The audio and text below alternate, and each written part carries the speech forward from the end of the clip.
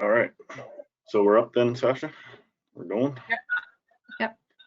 Okay. Good morning, everybody. I guess we'll get going on this. Hopefully we got a bit of ground to cover. Hopefully it won't take us too long. I got a few housekeeping things to talk about, but everybody's going to be muted. Because we've got so many people joining us. Sasha has the power to shut everybody off or turn them on, depending on what needs to be done, just so we don't have any noise disruptions. Please, if you have questions, type them in the chat box. Catherine and Sasha will be monitoring the chat box, so and we'll bring up the questions to everybody. Catherine, yeah. I guess I'm the moderator, but Sasha has the power, so we're there. I'll try and keep everybody on track and get things moving along. So Catherine's looking after the questions in chat rooms, and Sasha's the organizer on this thing. So our agenda today, we're going to go over our financials, have a committee update. And then, oh yeah, there it is up on the screen even. We'll have our bit of an update from the board of directors, and then we'll do our board elections. And then we're lucky enough to have the Calgary Zoo coming to speak with Graham Dixon McCallum is going to speak and give us a bit of a presentation from the Calgary Zoo. And then hopefully we'll have some time and everybody will be able to do a member update. If you would like, we'll just go down the list of participants, and Sasha will turn on your mic and give you a couple of minutes to speak about what your organization is doing. All right. So with that, let's move on and have Sasha come on and do a review of our financials right now. Okay, thanks, Neil. Everybody, welcome to our AGM. And just before I get started, I've been asked to do an acknowledgement to the land that we live, work, and play on. And I'd just like to recognize that we do this on the traditional territories of many Indigenous nations and communities of past and present. And just knowing that PCF has been built on communication, collaboration in these relationships, and we hope to continue this into the future with all of you and pay those respects. Sorry, I can hear myself on my phone. I'm following on two things, so I apologize if you guys get an echo. So I've been asked to go over the financial statement, and this is a statement that's prepared by our accountant. And so this is going to cover from April 1, 2020 until March 31st, 2021. And so here we go. If I can get my screen to, there we go. All right, so we'll start with a list of our assets. And so cash was $176,598.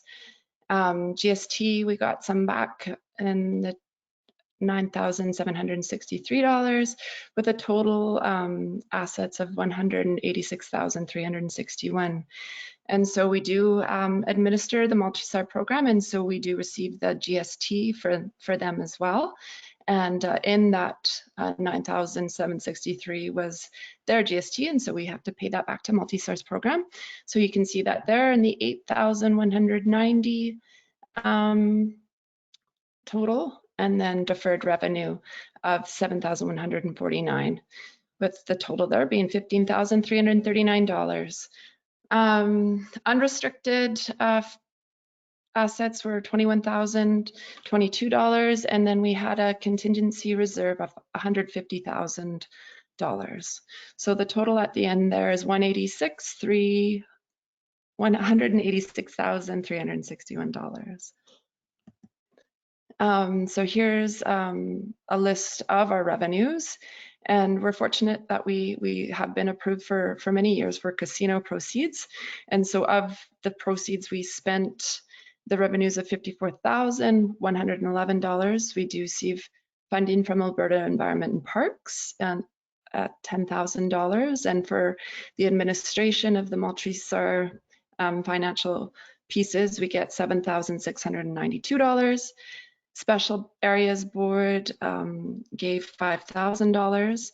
We got donations from our members in $2,865.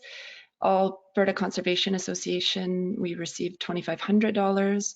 There were some registration fees from the range stewardship workshops passed in 1,281, and that was just proceeds used. So there was an in and out for the delivery of some programs, mental health webinars and whatnot.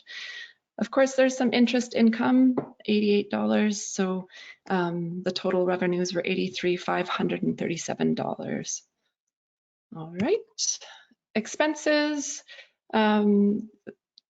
So the coordinator contract and any expenses around that were $46,063. Special projects, which I'll show to you in a little bit, were $8,996. Our website, we did an overhaul, and that cost us around $7,866. Office expenses, including this Goto platform that we're on, is $3,565. Professional fees, accounting and insurance and whatnot, $3,050. There's our insurance underneath, so that's all accounting and those professional fees. So our insurance is $1,992, and so total expenses being $71,532. And you can see the excess. We had a revenue in 2021 of $12,005, which is yeah, an upward trend for the PCF. We didn't spend as much as we received. Okay, so let's go to the next. So the special projects that I was talking about. So we've the PCF is hosting the Prairie Conservation and Endangered Species Conference in 2023, and you'll hear about that in a bit. Of course, we've set aside funds to help in running that, and so $6,000 was transferred over to an account for that conference. Range stewardship, the $1,281 was spent. PCAP, we had that printed and the design of that done, so $902. And then education was $813. So our total special products was $8,996. So around that financial statement, if you guys have any questions, please feel free to get in touch with myself. It will be included in the annual report that will be coming out, and so that you can have a deeper dive into it there.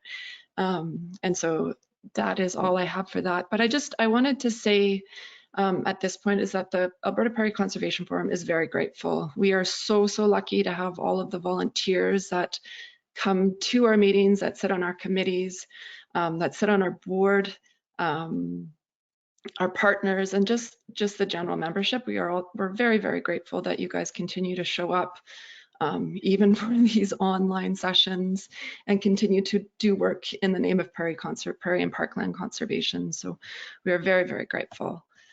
In 2020, 2021, so remember that this was the end of the last fiscal, these are the donations and sponsors that we had during that time, and so many that help us achieve those projects and goals that are listed within our Prairie Conservation Action Plan. So thank you to everybody that's listed on this, this slide. Yeah, we are very grateful.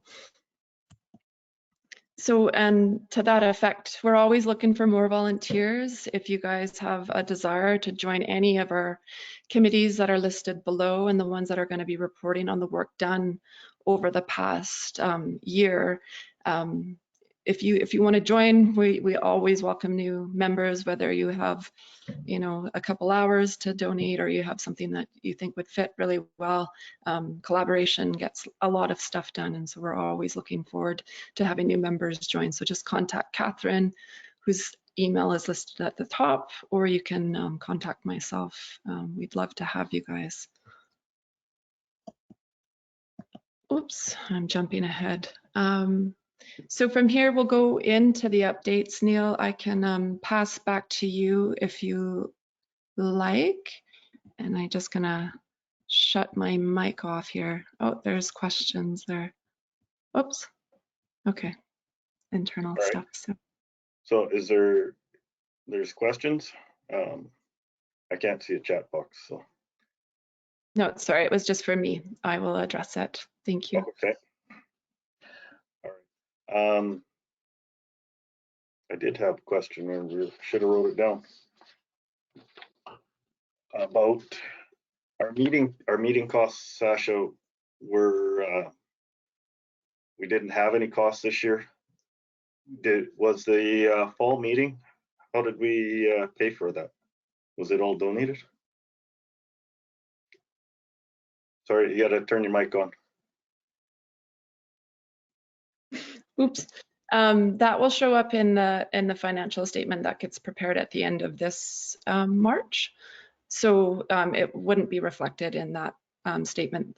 There's a limitation with the way that the fiscal runs and the AGM gets set up, and so that's why that I'm presenting on the numbers from the year end 20 or fiscal year end 2021. So that would be March 31st, 2021. So any of the expenses from April 1, 2021 to now aren't reflected in that statement. But you're right, there were costs associated with that fall meeting. Okay, all right. So it's for a year ago that those numbers were. Okay, all right. Thank you, Sasha. All right, so let's move on to committee updates. I think the first one on my list is Isolated Native Habitats Committee. Greg, can you come on and let us know what the Isolated Native Habitats Committee is doing? I think you guys have been fairly busy. Okay, thanks, Neil. Good morning, everybody. So my name is Greg Nelson, and I have the distinction of chairing the Isolated Native Habitats Committee. So our committee has been going for, I was just looking at my notes, I think we started back in March or April last year, so we're just about 8 or 9 months into this now. So as most of you will be aware, the protecting isolated native habitats was part of the previous PCAP, but not a lot of work was done to advance it because there were other priority areas for the PCF to work on. So for the current 2020 to 2025 PCAP, the protecting isolated native habitats is outcome number 3 in the PCAP. So just to remind everybody that the intent of this project is basically in the PCAP, they lay out 3 separate approaches for us. Approach number 1 is to define what isolated habitats or fragments are, and to figure out some actions for how to define it so that people understand and we have a common lexicon around what we're talking about. Approach number 2 is all about actually utilizing the existing GIS database, databases that are available to actually map out where these isolated habitats are in both the prairie and parkland areas.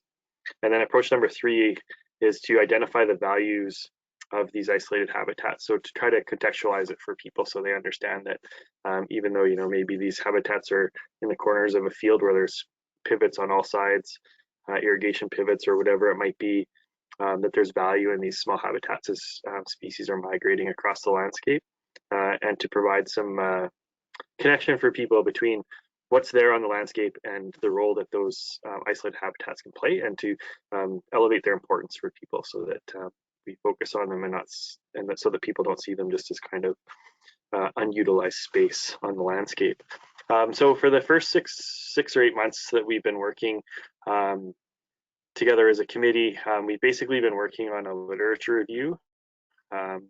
So this is for approach number 1. So Brad Taylor has been leading a lot of the work on this for us. And so, of course, with COVID and with a job change for Brad and whatnot, it's taken us a little bit longer than maybe we'd like to, but we're making good progress, and we're going to see our first draft of the literature review hopefully later this week or early next week. And then once we've got that, our intent is to then start circulating that out to different subject matter experts and get some feedback on the literature review and make sure that we're kind of pointing in the right direction for trying to define what an isolated habitat actually is. So it's really good. We really appreciate the work that Brad's been doing to help the committee move forward on it. And we're quite excited to receive that information.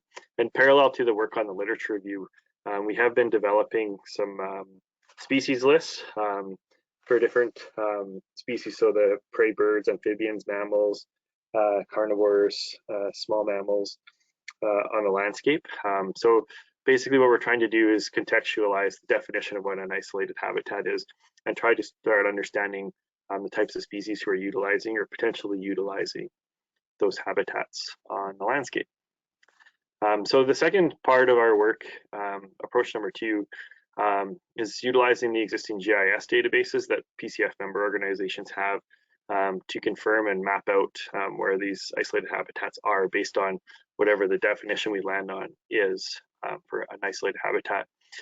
So currently we're working on developing a draft RFP to contract out some of that mapping work, but we're also hoping to shake a tree or two within the membership of the PCF. So if anybody has some GIS capacity and some time that you're willing to donate to our committee to help us with mapping out the isolated habitats, sort of spatially in the prairie and parkland areas, we would certainly welcome your participation there. So once we finish the draft literature review, the committee and the PCF board have agreed on what we're defining an isolated habitat as. We'll dive pretty headlong into actually mapping out the landscape to figure out where these areas are. And then, as I mentioned, approach number 3 is all about identifying the value of the isolated native habitat parcels. So probably not until 2023 or maybe even 2024, depending on how the GIS work goes, we'll start to figure out what the value of these landscapes are, both in terms of the ecological value of them, but also the value for society as a whole, and try to contextualize that. So, you think about some of the different work that's been done around ecological goods and services or other types of tools that are out there to help people connect to these landscapes and understand why they're important and try to motivate action from landowners to steward these areas would probably be the ultimate goal there. So we've got a lot of work ahead of us. And so I certainly wanted to just take a moment to acknowledge everybody on our committee. So Catherine Taylor with the PCF has been kind of herding the sheep for us and keeping us on track and always reminding me that we need another meeting and taking minutes and stuff like that. So we really appreciate that from Catherine. Brad's done a great job through the Lethbridge College to advance the literature review and the species list and to try to help the group crystallize sort of our path forward on this work. So we really appreciate that. And Linda Cerny with Alberta Environment and Parks is always a great asset on our committee. She always provides very sober advice and guidance, so we really appreciate that. And then Ashlyn has been helping, Ashlyn Heron's been helping develop some of the species lists and again, providing great advice to the committee. So we really appreciate her support. And Megan Jensen is a student at LCC and she's been supporting, working with Ashlyn and Brad on both literature review and developing some of the species lists. And then we also wanted to thank Brianne Elward.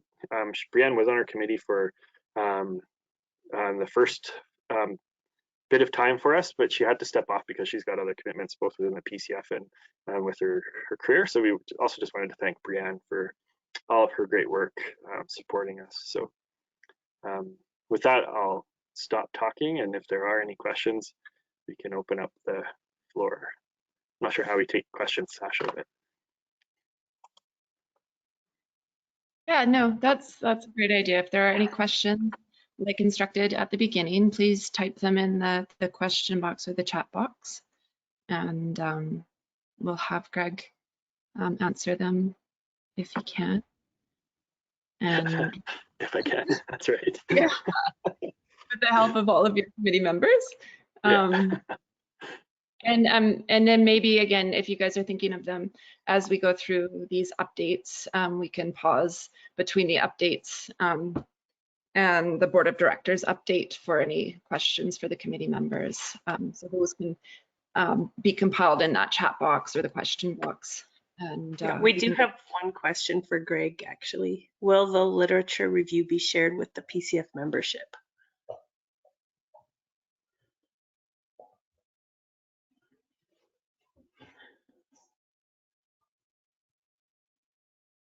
I'm sorry, Catherine, you broke up there. I couldn't hear it.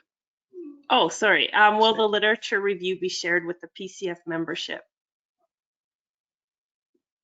Oh yeah, 100%. That's part of the purpose of this, was to build knowledge within the community around sort of what's out there for information and how we're making decisions on defining what an isolated habitat is.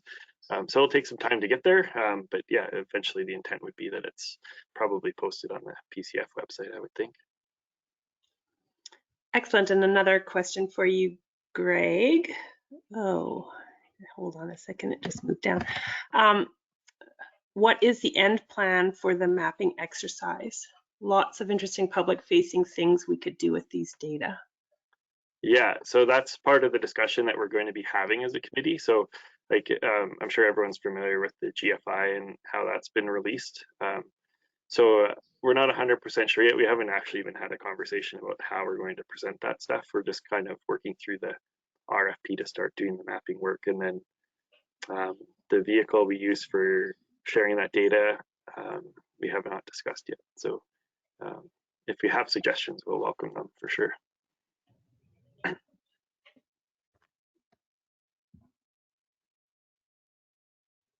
thanks, Greg. I think I'm up next. Once I get the slides going forward, there we go. But the Connecting Corridors Committee,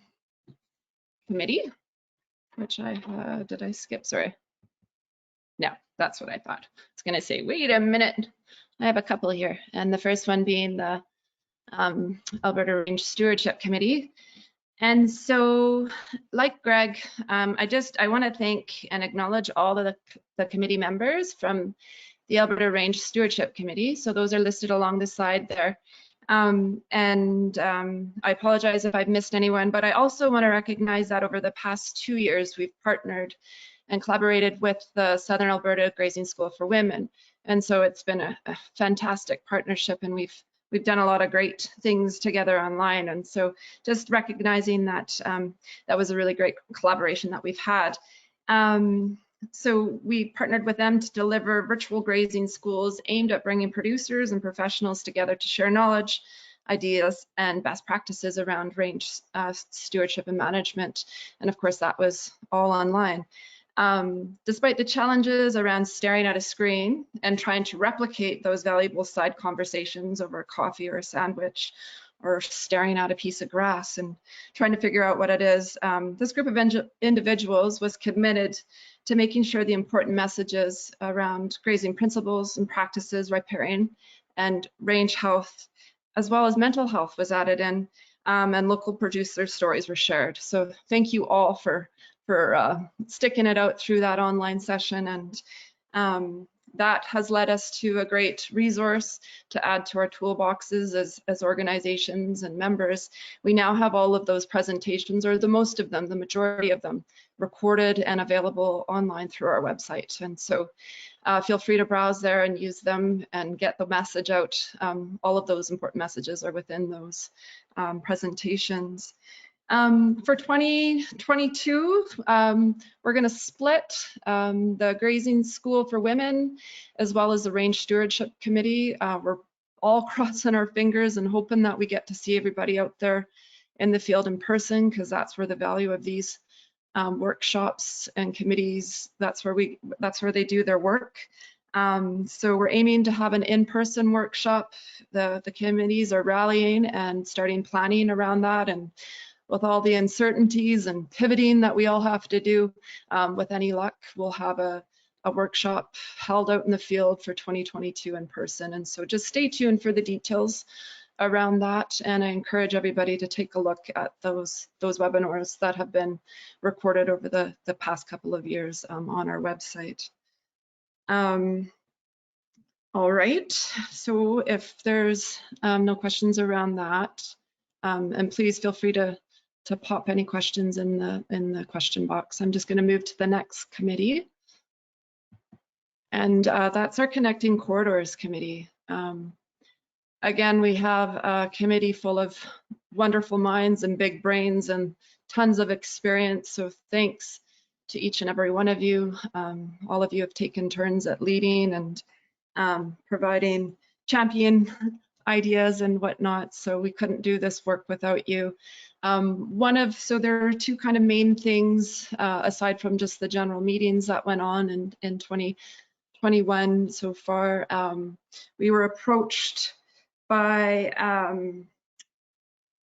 members from ABMI and the University of Toronto, Mississauga, about collaborating on a grant application to do work on a project on circuit theory and prioritizing connectivity-focused conservation. And so there was quite a bit of review and contributions to the actual grant application that were done by our committee members. And so thank you all for that. We haven't heard back on the application yet. We're expecting that sometime this spring. And so whether or not that project goes forward, but there are several members of the Prairie Conservation Forum that are also leading and collaborating on that project. And so we're waiting to hear more about that. So the second and maybe most consuming project for the Connecting Corridors Committee was the design and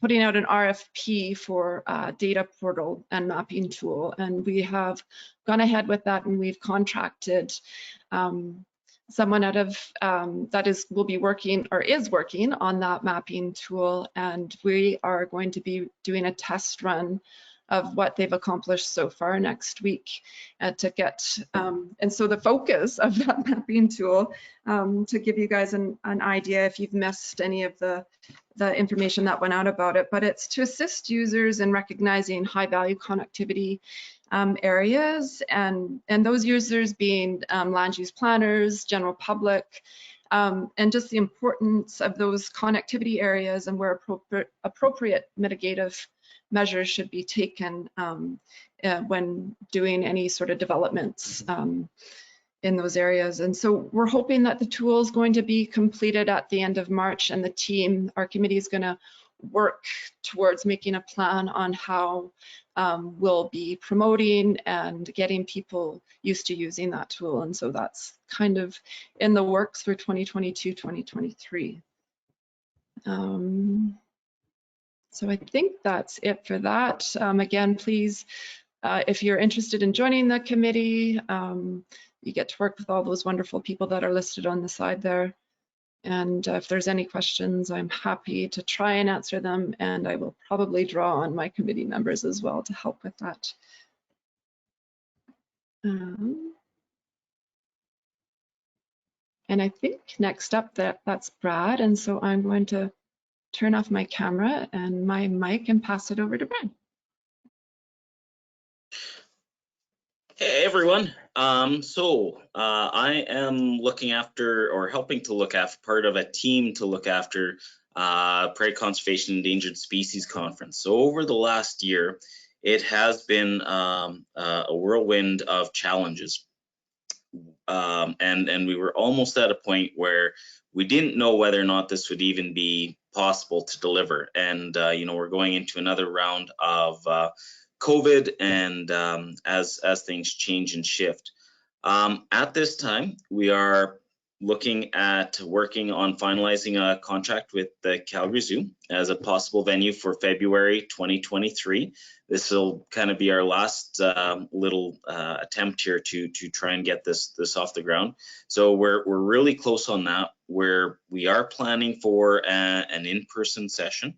So I think we've got the documents in place to move forward on this. We just need to review the final contracts. We've got a couple more details to go through, and then we're gonna have to hit the ground running. It will be a little bit smaller. We are planning for a smaller event than in the past. I think we're looking in kind of that 200 to 250 person realm.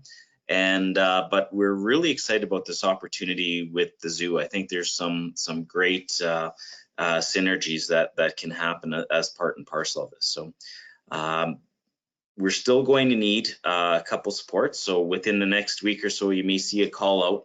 So if you know someone that's got some bookkeeping experience, please try and lean on them. Let's get them in touch with the PCF. Catherine's on our committee, and so if there's any individual or support, we still have an ongoing list for our different committees. And I will be, we've got a sponsorship committee, we've got our programming committee, communications, awards, and social committee, and then logistics and registration. So Brianne and I will be working with the teams here to start to develop and get the process going. We'll probably be working, once we get the contracts and stuff set up, then we'll be able to move forward at this point. But it's exciting and scary, but we're hoping we're going to be able to move through and get this conference off the ground for next year. That's about all I got for updates at this point in time, but we are managing to move forward. Any questions, concerns, lies, slurs, innuendos?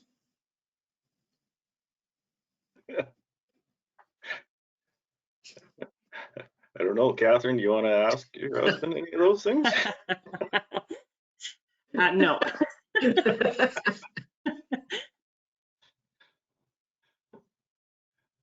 Well, if there's anything, please, or any concerns or other thoughts here, once we kind of get this squared away, we'll be taking it back to the board for final approval. And but yeah, with the shifts in COVID over the last year, this has been a real roller coaster in where to go and what to do. And I think we have a nice happy place. And thanks to the folks at Calgary Zoo for bringing this option forward as a possibility. I think it really helps us to kind of move things forward at this point. Yeah, I agree. Thanks a lot, Brad. And if there's questions later on, we'll fire them off to you. Perfect. Thanks, everyone. Okay, thanks. All right. So now we're going to move on to the state of the prairie.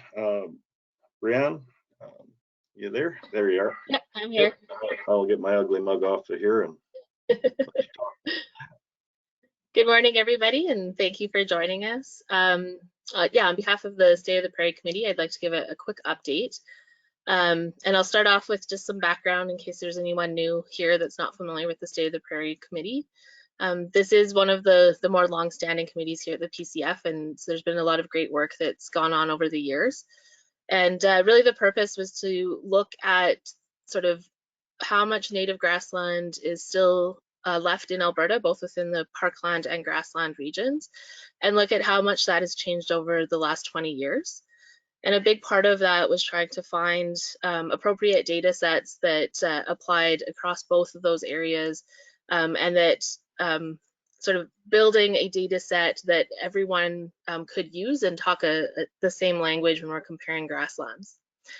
So one of the first projects that came out of this was to publish a technical paper that went into very heavy detail about all of those data sources that we used and how we combined them. And so right now we're working on a second paper, an occasional paper, that's really just distills down that technical paper and is much more accessible. And also adding in a few things about, now that we have this information, what are we going to do with it and what are our next steps? And so we're really excited to say that this occasional paper is almost ready for board review and then publication So hopefully within the next couple of months, it should be available to the full PCF membership on our website. And I would like to also thank the key authors on this occasional paper, Karen Raven, Livio, Barry Adams, and Ian. They put in a ton of work into this paper and pulling it all together. And so I really wanted to thank them for their efforts. I'm really excited for what they've come up with, and I think all of you will be quite thrilled when it comes out and you finally get to take a look at it. Another thing that's kind of come out of this paper is we decided that it'd be a really great opportunity to work with some of the municipalities and get this information in their hands and help them to understand not only what we did, but also how they can use it going forward as a planning tool. So we are hosting a workshop for municipalities in early February, and this will be open to any interested municipalities within the grassland and parkland areas. There's also potential that we might have follow-up workshops that expand beyond the State of the Prairie and might incorporate some of the other committees that you've heard about today, like the Connecting Corridors. So stay tuned for some upcoming workshops within the next year or two. And then the final update I wanted to give is we've also put together a little bit of a promotional video about the State of the Prairie work. And that is also something that we're expecting to get a preview any day now, and should hopefully have that finalized within the next few weeks. So that'll be another resource that'll be up on the website, and we're really excited to share that with our membership. So I think that's it for the updates, and I'd also just like to take this opportunity to thank the entire committee for all of the work that they've done moving these things forward over the last year. So thank you, everybody. And if anyone has questions, please let me know.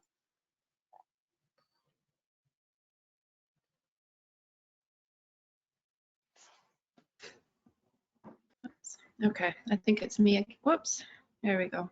Me again. We'll let you know about questions, Brianne. Thank you for that update. And now I'm gonna just give you guys an update about the Transboundary Grasslands partnership.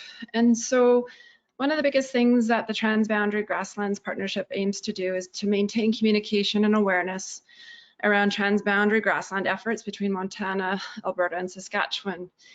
We have a core team that meets. We've gone to quarterly meetings, they used to be monthly meetings, which was a lot to do for everybody with all these online meetings. So we shifted and we're adapting, and now we meet quarterly. And that team does a lot just communication and keeping each other aware of efforts that are going on in each of those three mentioned jurisdictions. Currently, our core team and the Transboundary Partnership is being chaired by Kevin Allison out of Montana with the American Bird Conservancy. So we did have a workshop last year in October, and it was held online, of course, over 3 mornings from October 19th through 20th. The theme was Global Vision, Local Action. Day 1, we had presentations from the Central Grasslands Roadmap, the Natural Resource Conservation Services work on the first ever grassland biome conservation framework, as well as a presentation from Environment and Climate Change Canada on the Pan-Canadian approach to transforming species at risk conservation. Day 2, we focused on more local efforts and showcased a bunch of different local case studies with presentations from the Rancher Stewardship Alliance, south of the Divide Conservation Action Plan out of Saskatchewan, and Lindsay Murfin presented on the conservation market pilot work being done with the Western Stock Growers Association. The final day, we focused on Indigenous perspectives with presentations from the Fort Peck tribe out of Montana. Philip Brass presented on conservation work being done in collaboration in Saskatchewan, and Alvin Firstrider and Justin Brucehead presented on the Eni rematriation and biomonitoring on behalf of the Blood tribe. So there was great attendance despite everybody being tired of these online webinars and presentations. I was really stoked and happy to see the interactions that were had with the presenters, and just the work of the group in putting together such a fantastic agenda. And so thanks goes out. There are many members within this group, so I would have probably had to do 3 slides showing all of our different members and the associations that are contributing to these efforts, but it does not go unnoticed, and we thank all of you, especially those that are sitting on the core team that are continuing to put in time to keep this initiative going. For 2022, the core team has decided to take action towards and partake in a strategic planning session, which is in the works. On behalf, we've made applications to the community development. I'm going to mess up the name of it now, but just to help us in planning steps forward on this partnership with limited capacity, what we can continue to achieve, and just to really focus this group. And of course, we'll be planning another workshop for 2022, which will be hosted by Alberta, and with fingers crossed, like all other workshops and conferences, that will be in person. But no doubtedly, we'll have a workshop, whether it has to be online or if we get to have that lucky opportunity to see all your faces in person. So just look for details about that workshop coming up sometime this year. The last one was in the fall. I'm thinking that will be the time frame that we'll lean towards for the next one, but details should be coming out about that in the spring.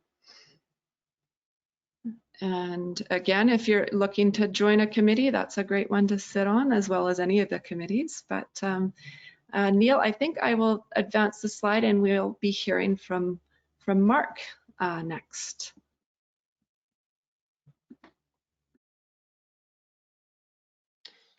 Great. Thank you, Neil. And thank you, Zasha. And thank you, everyone, for joining us. Well, let's see if we can get the slide to advance. If we could, please.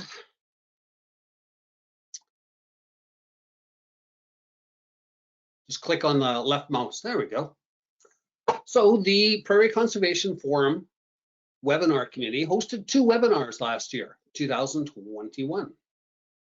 The first was intensive cattle grazing as a restoration tool in semi-arid rangelands. That was done by Christy Gordon of the Thompson Rivers University. It was very well attended with about 35 people for a midday, midweek webinar. Fairly well attended, lots of good questions and answers, including a few follow-up questions. The next one, please, was Why Grasslands? That was sponsored by Sherry Tarrington of the Canadian Parks and Wilderness Society. It was primarily oriented at children, meaning to get them engaged in learning about grasslands and why prairies are so important. It was very well attended, and I think it was good practice for them in order to continue to advance this program throughout Alberta. That program is still available. If you have classes or other types of groups of children in particular that would be interested in prairies, I highly recommend that one. The PCF was also asked to conduct a webinar this year introducing like-minded individuals to our organization. The Prairie Habitat Joint Venture is a consortium of like-minded individuals from various universities, societies, and associations throughout Canada and the United States. It is a very interesting organization that I highly recommend that you check out if you're interested in prairies, and obviously you are if you're attending this meeting. And we conducted a webinar introducing what the PCF is, some of the work the committees are doing, and so forth. That too was reasonably well attended. There was about 32 people, I think, at that one. And we are still looking for other prairie-related webinars. So if you know other people that have done research, that would like to publicize the research, or would like to advance that work in a public forum, we highly recommend that you contact us. The webinar committee is here to help. We can help set up the webinar, help publicize it, and help invite people as well. So the PCF webinar committee, in organizing our own webinars, saw that there was, first of all, a lot of people giving webinars. With the prevalence of the lockdowns, of course, there's a lot of online learning. There's a lot of competition, as it were, for prairie-related webinars, and that's why we only had a couple this year. So I am inviting you to, nominate people. If you know of anyone that might be interested in either giving a webinar or perhaps even joining our committee, please contact me. Can you hit the next bullet, please? One more time, should give my contact information. Thank you. So I invite you to be part of the webinar committee or to give a webinar. Please contact me. Information's right there. And well, I look forward to perhaps seeing you in person at one of these seminars that we've been talking about. I'm looking forward to our conference. Thank you very much, Sasha, and on with the next committee.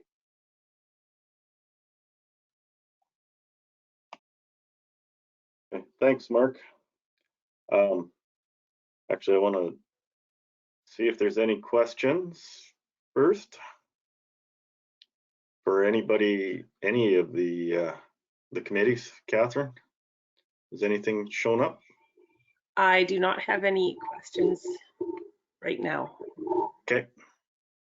All right. I really want to thank all of the volunteers that are sitting on our committees. They've worked hard this year. Okay, I'll give a bit of an update on the board of directors. We had a number of meetings this year. I started to count them and couldn't find everything in my emails. So normally we have about four board of directors meetings a year. This year we had a couple of other extra meetings because of got dogs barking in the background here at my place. Sorry about that. We had a couple of extra meetings because of the PISA conference and trying to figure out what to do with that. We started out the year looking at our financials and thinking that we were going to be working on our reserve cash fund. We got permission to defer using or use some of our casino funds to pay Sasha and Catherine at the beginning of the year, so we were able to stretch that out and use our what we had for casino funds right up. But that left us pretty stretched, and it didn't look like we were going to be able to do much for the committees and move any of the work ahead. That changed partway through the year. We received funding in the order of $80,000. 30,000 of that was going to Multisar. 50,000 was coming to us to use on some of these committees so they could move ahead. And we have that coming again next year. So we have some financial ability to move. We do need some matching funds now. And luckily we can use that time as our matching when we're working for this ECCC grants. So right now, our board of directors, everybody's been working pretty hard. We have quite a few of us. And so far, I think Robert is the only one that is stepping down this year. I really like to thank Robert for all of his time that he's put in on the PCF board. He time limited out at 6 years, so it was time he has to step down. And I think everybody else on the board is staying on. Is that right, Catherine? No, but we'll get into that on the next. Okay. I can. Well, anybody else that is stepping down, I didn't have the list, so I couldn't. Chelsea is also stepping down, and so is Tammy. Okay. Well, Tammy's been on the board for a long time, and so is Chelsea, and I would like to thank all three those board members for their service to the PCF. It was very very good to have them on the board and their input on decisions that were made. For the continuing board members, thank you for staying on and helping the PCF move forward in our vision and trying to work towards this grassland conservation. And so that's kind of my board update. If there's questions, we will try and answer them. And if there isn't, then we can move on to the board elections. And that means Catherine and Sasha take over.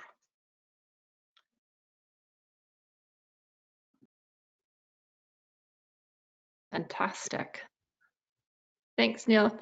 Catherine, you've got most of this stuff and you've done a lot of work around determining who's moving on and who's staying. So I'm going to let you run through the list and I'll go into the formal part of the election if there is one. But just first off, thank you, all the board members from 2020, 2021. You guys are a great group. It's fun to work with you all. Oops, and I'm trying to advance the slide, but it's, there we go. Okay, sorry, Catherine, there you are. Perfect. All right, so we'll muddle our way through this like we usually do, but as we are, or per our bylaws, we can have a maximum of 15 board members, and we do have various categories of which we can have 2 in each category. And of course, some categories wouldn't be filled just because we only have a max of 15 board members. So currently we have 11 out of 15 positions filled, so we're looking really good. And I'll just run through our board members that are staying on with us, that have been on our board before. So we have Riley Hewitt with Salts, filling an environmental category. Christiane Olsen with Alberta Wilderness Association, also filling environmental. So our environmental category is full. We have Neil Wilson, of course, who is our chair, Antelope Creek Ranch, filling agriculture. Lindsay Murfin with Western Stock Growers Association, also filling the agriculture category. So that category is also full. We have Brandy Downey with Alberta Environment and Parks, so provincial government. Brian Piers, MD of Tabor, he is also our treasurer and he's covering the municipal government. Alvin First Rider with Blood Tribe Land Management, so that's our First Nations. Peg Strankman, she's covering the land resource industry. Brianne Aylward is covering academia, she's with the U of C. Mark Kavanagh, who is our vice chair right now, is in the individual category, and Len Wolstenholme is with the Calgary Zoo and he's filling the tourism category. So as you can see, we have a number of categories that we can fit people into if needed. The full ones, of course, being environmental, agriculture, and possibly individual now. We have one nomination so far, and that's Ben Meisner, and he would fill individual category. So I'm gonna turn it over to you, Sasha. Sounds good. So thank you to all those that are going to do another year with us. And thank you for the nomination for Ben Meisner. And at this point, and through the function of using the chat or question box, I'm going to open nominations to the audience, the floor, for any other individuals that would like to join. Awesome. Like to join the board. Sorry, I just got a message on my phone that there might be another nomination coming forward. And of course, you can self-nominate too if you are interested. Absolutely. So that is our first call out. Please use that question box, not for a question, but for a nomination. And Catherine will monitor that. And I'll do my second call for nominations from the people in attendance at this webinar. People are typing madly. We're really great to work with. Yeah, it's an easy group of people if you're interested, and we really enjoy it. And I'm going to do a third and final call to our participants of this call for nominations for the 2022-2023 Board of Directors. Okay.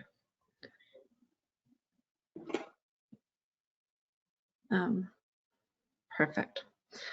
So there might be some nominations or coming forward after this meeting, told. Oh, just 1 minute, Sasha. You got some? Yay. Megan. Sorry, so the self-nomination is from Ashlyn or Megan? I'm not really sure. Should I? I can unmute if needed. Sorry, just trying to find my buttons here. Somebody put their hand up. Oh, okay. Megan's coming up as Ashlyn for some reason. So Megan, you would like to self-nominate?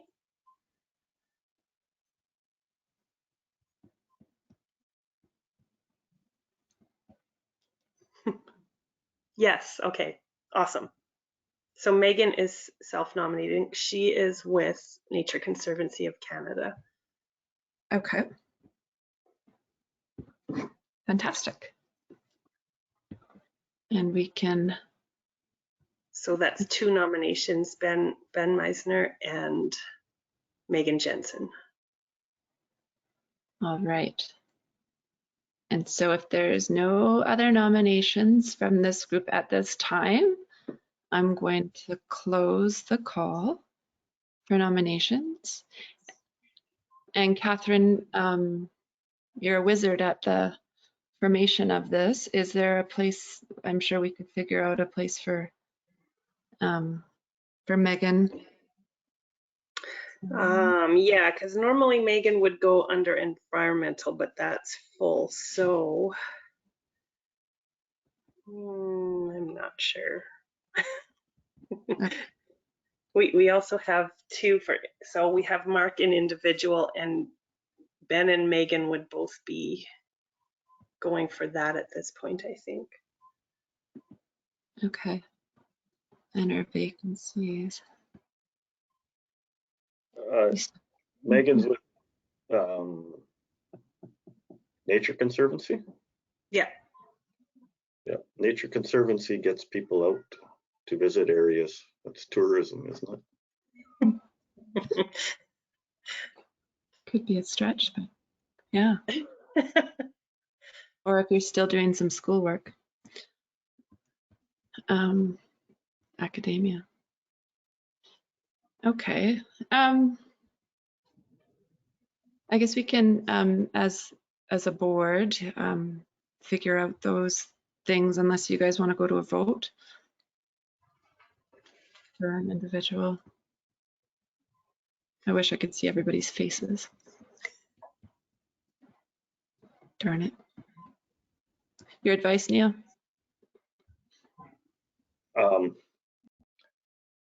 I'm going to follow Ian's words on this, and the PCF has never really wanted to turn down a board member. I think as a board we can figure out category. Okay. Yeah, that sounds fantastic. Somebody's talking. Okay.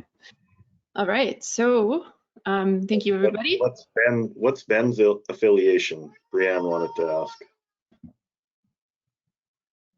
Ben, where are you? Who does Ben work with? Unmute Ben maybe, or maybe Ben, you can, is he here? I think he was. He is. Sorry, I'm trying to get into attendees. Got boxes all over the place. I just know that Ben had said he could fill environmental or individual. Okay. At the time. I've given you permission to talk, Ben. Thanks, Sasha. I'm currently with the Canadian Parks and Wilderness Society, the Southern Alberta chapter. So that's why I'd thrown out that I could fit under environmental or individual. But yeah, I also don't want to cause issues if we're not complying with the board's bylaws. So, you know, I mean, if Megan's keen to take the position, then by all means, I don't want to cause a conflict with your bylaws. So whatever works best for you. Okay.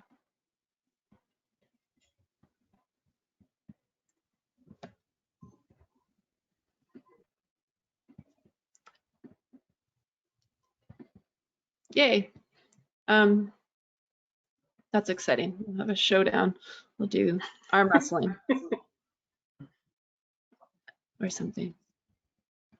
Neil, did you want to table it? And like you said, we don't turn away.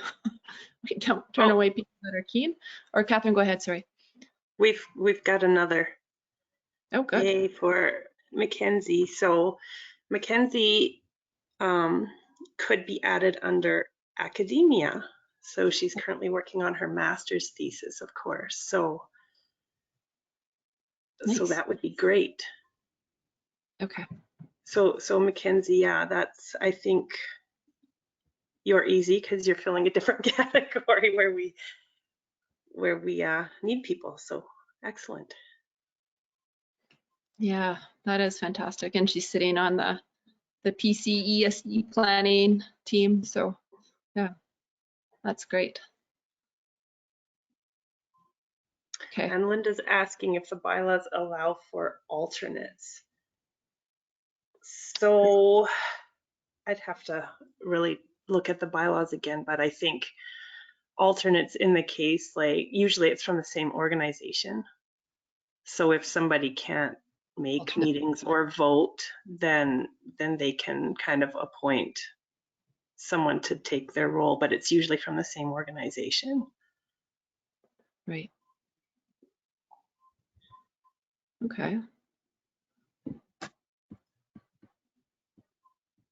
Do we want to have discussion around how everything's compiled as a board at the first meeting, which hopefully happens shortly after this call? So Yeah, we better do that. I think the board can figure this out pretty easily on that call. okay. Fantastic. Okay. All right. Well, thank you. And congrats to our new board. We look forward to your direction for 2022, 2023, and yay. I think the next bit is our member profile. So Neil, I'm going to hand it over to you to introduce our guest. I think that's it. Hey, Catherine, sorry, before we move on around those pieces. Yeah, I don't have any further questions or comments. Okay, perfect. Neil. So our member update is coming from the Calgary Zoo.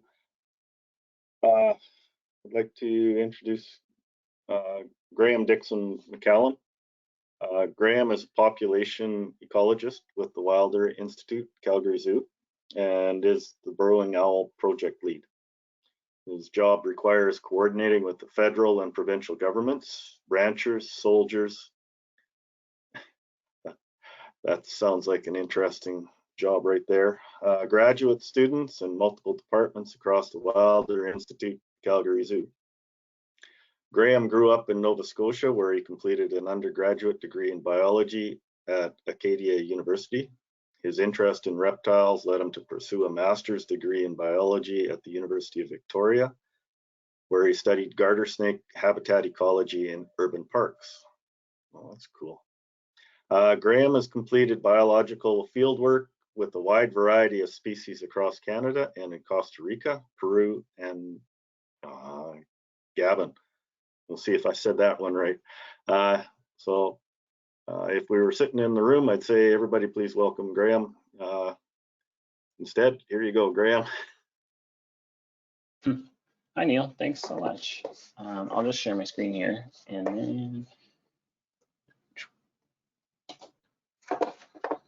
So thanks everyone so much for having me. And it was really interesting to listen to all the things that the Alberta Prairie Conservation Forum is working on. And so, yeah, I just really appreciate the opportunity to talk to all of you this morning and to be here. And yeah, as we're all feeling, I wish we were all there in a room together to chat, because I do miss those kinds of meetings.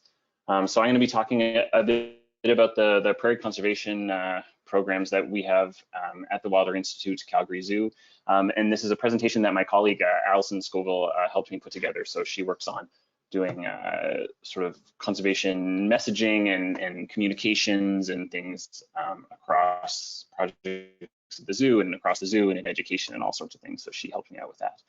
And for those of you wondering why we're talking about the Wilder Institute / Calgary Zoo, the Wilder Institute is a rebranding of the Calgary Zoo Foundation, which is the organization or the part of the Calgary Zoo that manages Calgary Zoo's conservation portfolios in translocations and reintroductions and community conservation. So you'll hear me talk a lot about the Wilder Institute / Calgary Zoo, and we're all kind of one big organization working together for a whole group of goals.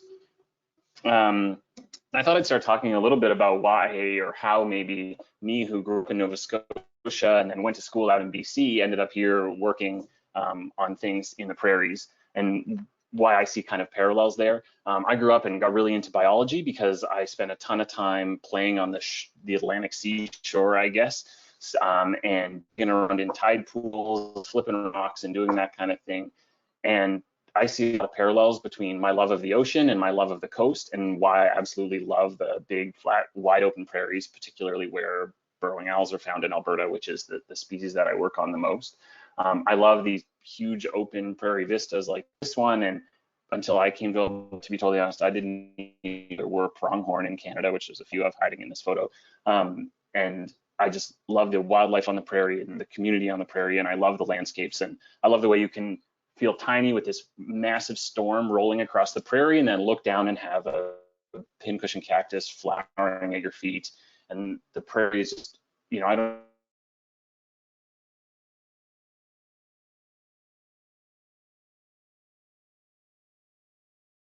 need to tell all of you really that the prairie is just beautiful at so many scales, and is in some cases almost anyway. And so I'm really happy to work for the Wilder Institute Calgary Zoo, where our mission is to be taking an inspiring action to protect wildlife and wild places, and we look for ways to do that kind of in multiple ways through doesn't my webcam stop? Let's start it again. There we go. Anyway, sorry about that. I got a message saying I think I accidentally just turned off my own webcam. Anyway, we work on our conservation actions through conservation translocations and in community conservation. And the Wilder Institute Calgary Zoo is one of Alberta's oldest not-for-profit organizations. So people have been doing this kind of work for quite some time. I think the Calgary Zoo is such a good fit as a conservation organization because we have this huge team. There's over 1,000 employees and volunteers. It's like 1.2 or 1.3 million guests a year come through the gates of the Calgary Zoo. And so we have a real capacity for educating and for inspiring people to care about wildlife. And all those visitors are contributing directly to the efforts that we do on the ground in our conservation projects, which I'll talk more about as we go here. When people are paying admission or spending money on grounds at the zoo, those funds are going directly into projects that we're doing in Canada and around the world. And so I think the zoo is really a perfect place for doing this sort of work.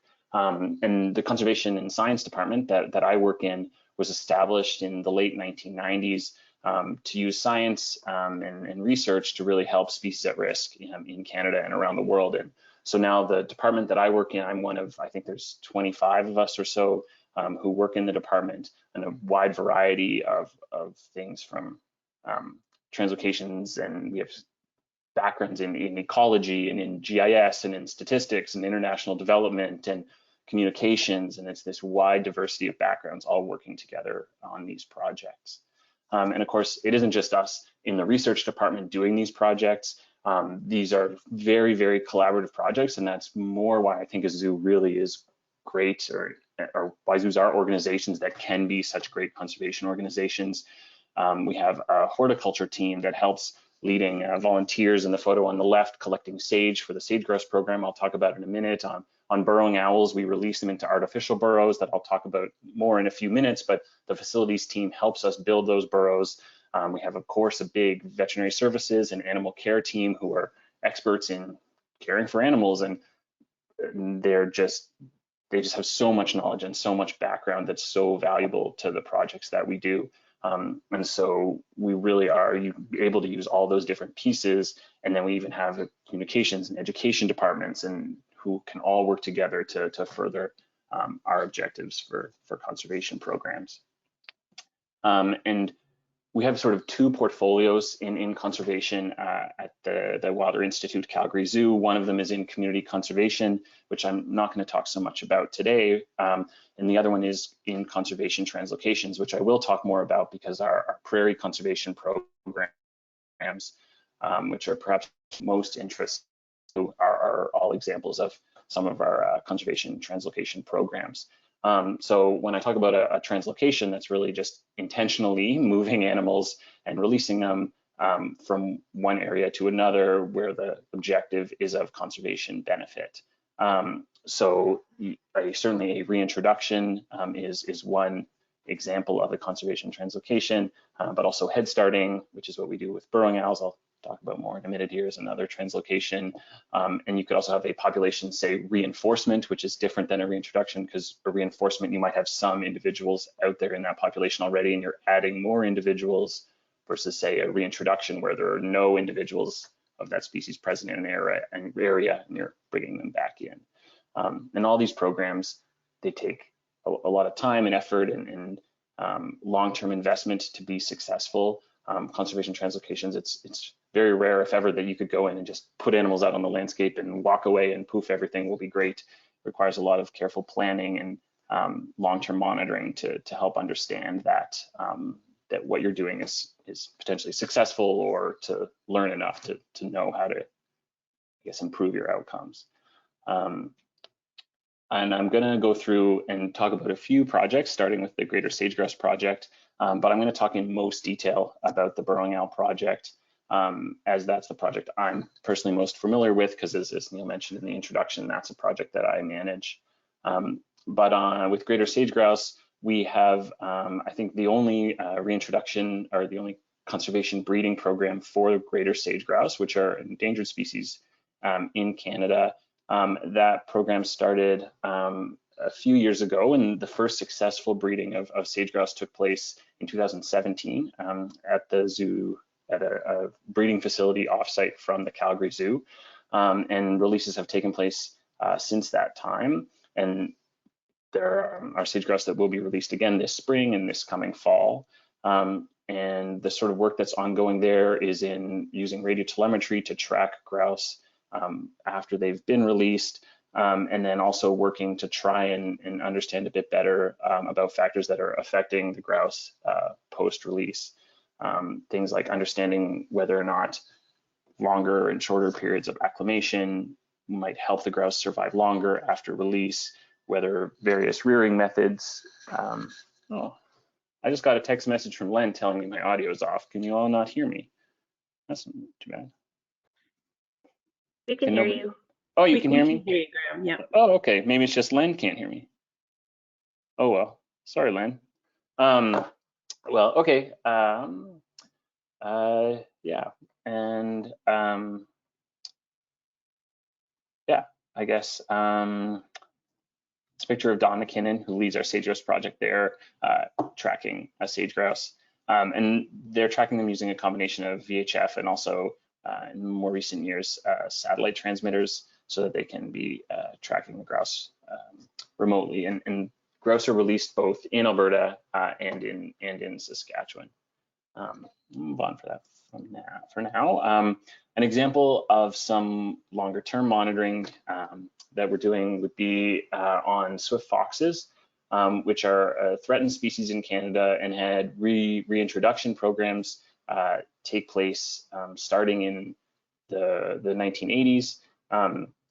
And swift foxes were absent on the prairie, I think largely to do with poisoning and predator control programs. After reintroduction, a lot of the work that we're doing through the Wilder Institute Calgary Zoo involves long-term population monitoring using remote cameras set up at specific locations across the prairie to do some long-term population monitoring. Swift foxes were reestablished after reintroductions in the 80s and reached a peak in the early 2000s, about 2005, and then stayed that way. And surveys later found that the population had declined again a bit, but seems to have stabilized. So there's ongoing monitoring efforts in Canada and in Montana as well, and they'll be doing monitoring again this summer to reassess the population size for this species. Additionally, we have a long-term monitoring and research program on black-tailed prairie dogs in Grasslands National Park in Saskatchewan. And that work entails doing some genetics research to get a better understanding of the genetic diversity within the prairie dog population in Canada, which prairie dogs are only found in Canada in grasslands and a few immediately adjacent to the park. And they're disjunct from the population of prairie dogs throughout the rest of North America and the United States. And so we're doing some work to better understand the genetics of that Canadian population, as well as some habitat assessment to understand factors associated with the prairie dog colonies in grasslands.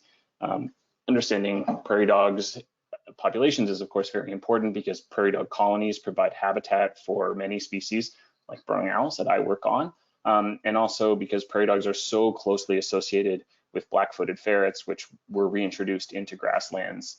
I forget how many years ago now, but and of course prairie dogs are the primary prey source of black-footed ferrets, and black-footed ferrets also rely on prairie dogs for dens, and so prairie dogs play a really important role in those prairie ecosystems. And a final monitoring project I'll talk about a little bit is a more recent one on half-moon hair-streaked butterflies, which is taking place in Waterton National Park. And these butterflies are found in grasslands in valleys in Waterton. And we've been, over the last few years, doing surveys for the butterflies to help identify the areas in the park where they're found, working with Parks Canada, and then doing some monitoring and getting started on doing more genetics research to better understand the genetics of the population of these butterflies in Waterton. I'm going to move on now and start talking a bit about burrowing owls. If you have any more questions on those other species, I can do my best to speak to them at the end of this presentation, and I can also certainly get questions answered for those if you have questions on those other species. And what we're doing with burrowing owls is a head starting project where head starting is a translocation technique where you're taking any individuals of any species that have really high mortality at some stage of their life, and then taking them into captivity and protecting them to some degree through that period of really high mortality or challenging life stage, and then putting them back into the wild afterwards when you think that their chances of survival could be higher. And we're doing this with burrowing owls because birds are declining generally throughout North America. And I think those of you in this group who all know a lot about grasslands understand that grassland birds are particularly at risk.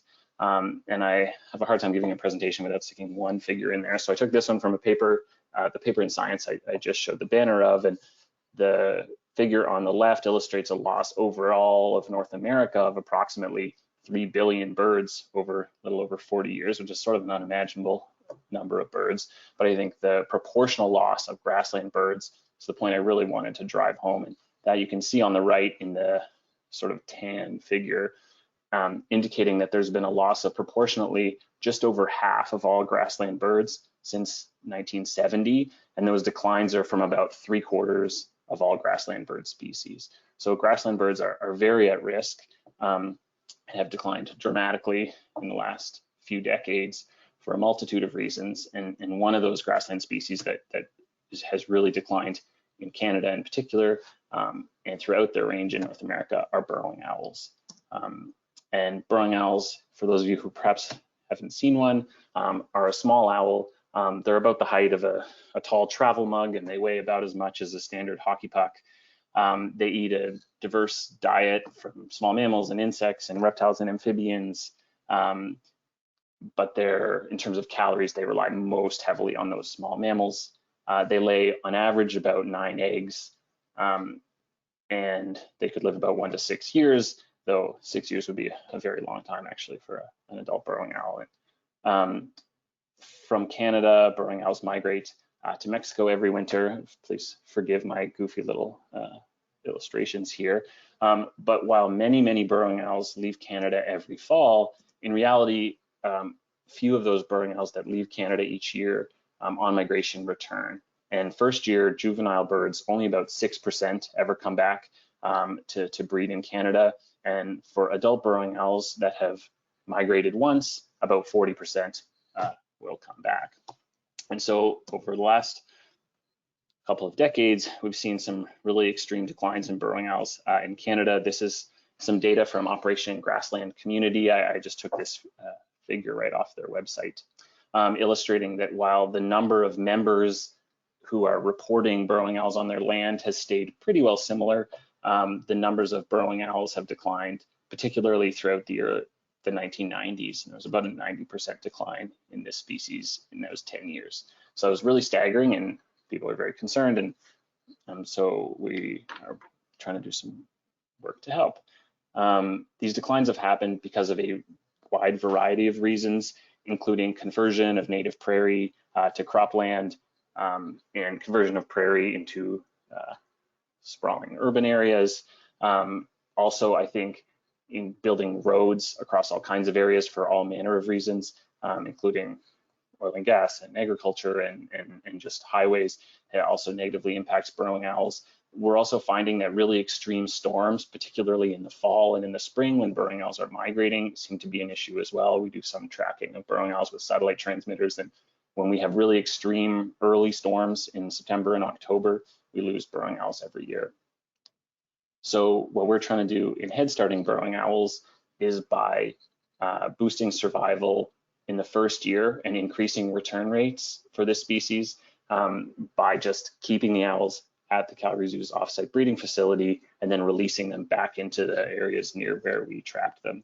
And we're also using satellite transmitters to track some owls on migration to try and get a better understanding of what's happening to them when they leave their breeding areas in Alberta. And burrowing owls are a perfect species for head starting because they hatch. They don't all hatch at once. They hatch out of sync, in that the female burrowing owl will lay up to 9 eggs, or on average actually about 9 eggs, and she will start incubating her clutch of eggs after she's laid the first 4 eggs, and then she'll keep laying a new egg every day and a half after that. And so burrowing owls will hatch. The first 4 will hatch very close to the same time because they've all been incubated for the same period amount of time. But then additional owls will be hatching a day and a half after those first 4, and which means that you end up with a really big size difference between those first 4 owls and those owls that are each a day and a half younger as they progress in hatch order. So, for example, that little owlet that's circled in this picture is about 5 days younger than the much larger one. And those younger owls have a much harder chance competing with their older sibling in the nest. So they don't get as much food when parents do bring it because they just can't compete for it. And if those older siblings are really hungry and food resources are really scarce, then the older siblings often can end up eating the younger siblings in the nest. And so what we do is provide some extra food to to burrowing owl nests to keep those youngest owlets alive so that we can then head start them. We're working in really kind of one portion of the burrowing owl range near Suffield in Alberta, which is roughly in this area where the roughly in that area where the big arrow is pointing, in just one portion of burrowing owl's range. And though this, I should also point out that this map is illustrating declines in the burrowing owl range, but the range has contracted quite a bit from this 2004 value as well. And so what we actually do out there, we will find burrowing owl nests based on records of nests that we're told about and historical records of burrowing owl burrows, and monitor them throughout the field season. And then we go out with one-way walk-in traps that we place in a burrow, like you can see on the right-hand side there. And we catch owls when they're at least about 20 days old, and then bring some of those youngest owlets into the zoo, and we keep them over winter. And so they're at the zoo over winter while their siblings and other burrowing owls are down in Mexico or trying to get to Mexico. We bring them to the zoo and they get vet checks and intake exams, and then spend the winter at a off-site facility where they have a large flight pen and they have artificial burrows they can go into, and there's buildings that they can go into, and then they spend the winter there, and we release them back into southern Alberta near Suffield. And the releases are a lot of fun because we get to have people who come out and landowners whose land we work on. We work on CFB Suffield as well. So this is a former base commander of CFB Suffield releasing a burrowing owl. So it's a really nice way to get people involved and get people excited and talking about this species. I mentioned earlier that we have these artificial burrows that the facilities department at the zoo has helped us build. And we build artificial burrows that actually have two tunnels. So this shows the photo on the left here. You can see one tunnel, it's plastic weeping tile. Owls can get up to the surface, and they actually have two tunnels. So it's sort of like a front and back door to their burrow. And then a series of nesting buckets, which give us access down right into the nest chamber so that we can trap the owls and we can monitor their nests. We also do what's called soft releasing the owls. So a hard release would be if you released an animal, just launched it out into the wild with no support. And then soft release is giving any level of support to animals after release. And so for burrowing owls, soft release means that we put an enclosure over the burrow until the pairs that we release have laid eggs, and then we take the enclosures off, and then they can free to fly anywhere. And by using these enclosures and keeping the owls at their burrow up until they've laid eggs, it increases the likelihood that they'll actually stay there because they've invested enough to nest and lay, and burrowing owls survive much longer if you release them using these techniques. And that's based on some research that was done in British Columbia by Amy Mitchell and some others. And so once we've released a pair of owls, we spend the summer monitoring them. We give them some supplemental food in the form of dead lab mice, and we monitor them with remote trail cameras, and we can track our satellite transmitters as well. And we also have underground burrowscopes we often call a peeper. That's one of my colleagues here using one of those. So it's a surveillance camera on the end of a long piece of rock drill hose that we can feed down a tunnel into a burrowing owl burrow so that we can see when they've laid eggs or when they're nesting, that kind of thing, which are particularly useful in natural burrows because they could be 2 to even 4 meters underground. And so we can't just open the bucket and look into the nest chamber like we can with our artificial burrows. So far, between releases in 2017 and 2021, we've released 33 pairs of burrowing owls into southeastern Alberta, and we've gotten 26 successful nests from those pairs of owls. And when I say a successful nest, that's one that's fledged at least one owlet, but we've fledged on average a lot more than one per nest. We've had a little over 150 owlets over those years. And about 6% of owlets from head-started pairs return each year. And of those fledglings that have come back the first time, a little over 40% return a second time as well. So the owlets that fledge from our head-started pairs are doing at least as well, if not in some cases perhaps slightly better than we might have expected based on wild owls alone. And when I say 6%, also I should point out that that's a minimum return rate because we have satellite transmitters on adults, but on the fledglings from those adults' nests, we can only tell if they've returned by identifying the bands on their legs. And so that 6% is we've been able to find 6%, which means that surely there are some more who've returned. The adults that we overwinter, they do extremely well through the breeding season after we release them, and the majority have successful nests. But when we've been tracking them on migration, the vast majority are dying. Well, so far all of them that we've been tracking have not survived the trip to Mexico. And in fact, about 80% of them die when they're maybe 50 to a couple hundred kilometers south of where they bred in the season. So they're not actually even really making it out of Canada. So I think that big difference between that 6% of juveniles and 40% of adults returning may not be so much age as it is experience. Owls that have migrated once have a much higher chance of being able to do it again. Some of our steps for 2021 and beyond. I guess I'm still in last year in my head. We have 20 owls for release this coming spring. And we're releasing 9 males and 11 females. I'm realizing I got my years totally mixed up, but anyway, this coming spring we have 9 males and 11 females to release. We aim to release all the owls in pairs, but we had some issues. We weren't able to get 10 males and 10 females this year, so we'll have 9 pairs and 2 females to release on their own. And we have a new conservation breeding facility opening near Strathmore that we'll be bringing owls to this summer, where we'll be able to increase the size of our project. So instead of having 20 owls to bring in and out every year, we'll be able to go up to 30 or 40 owls every year.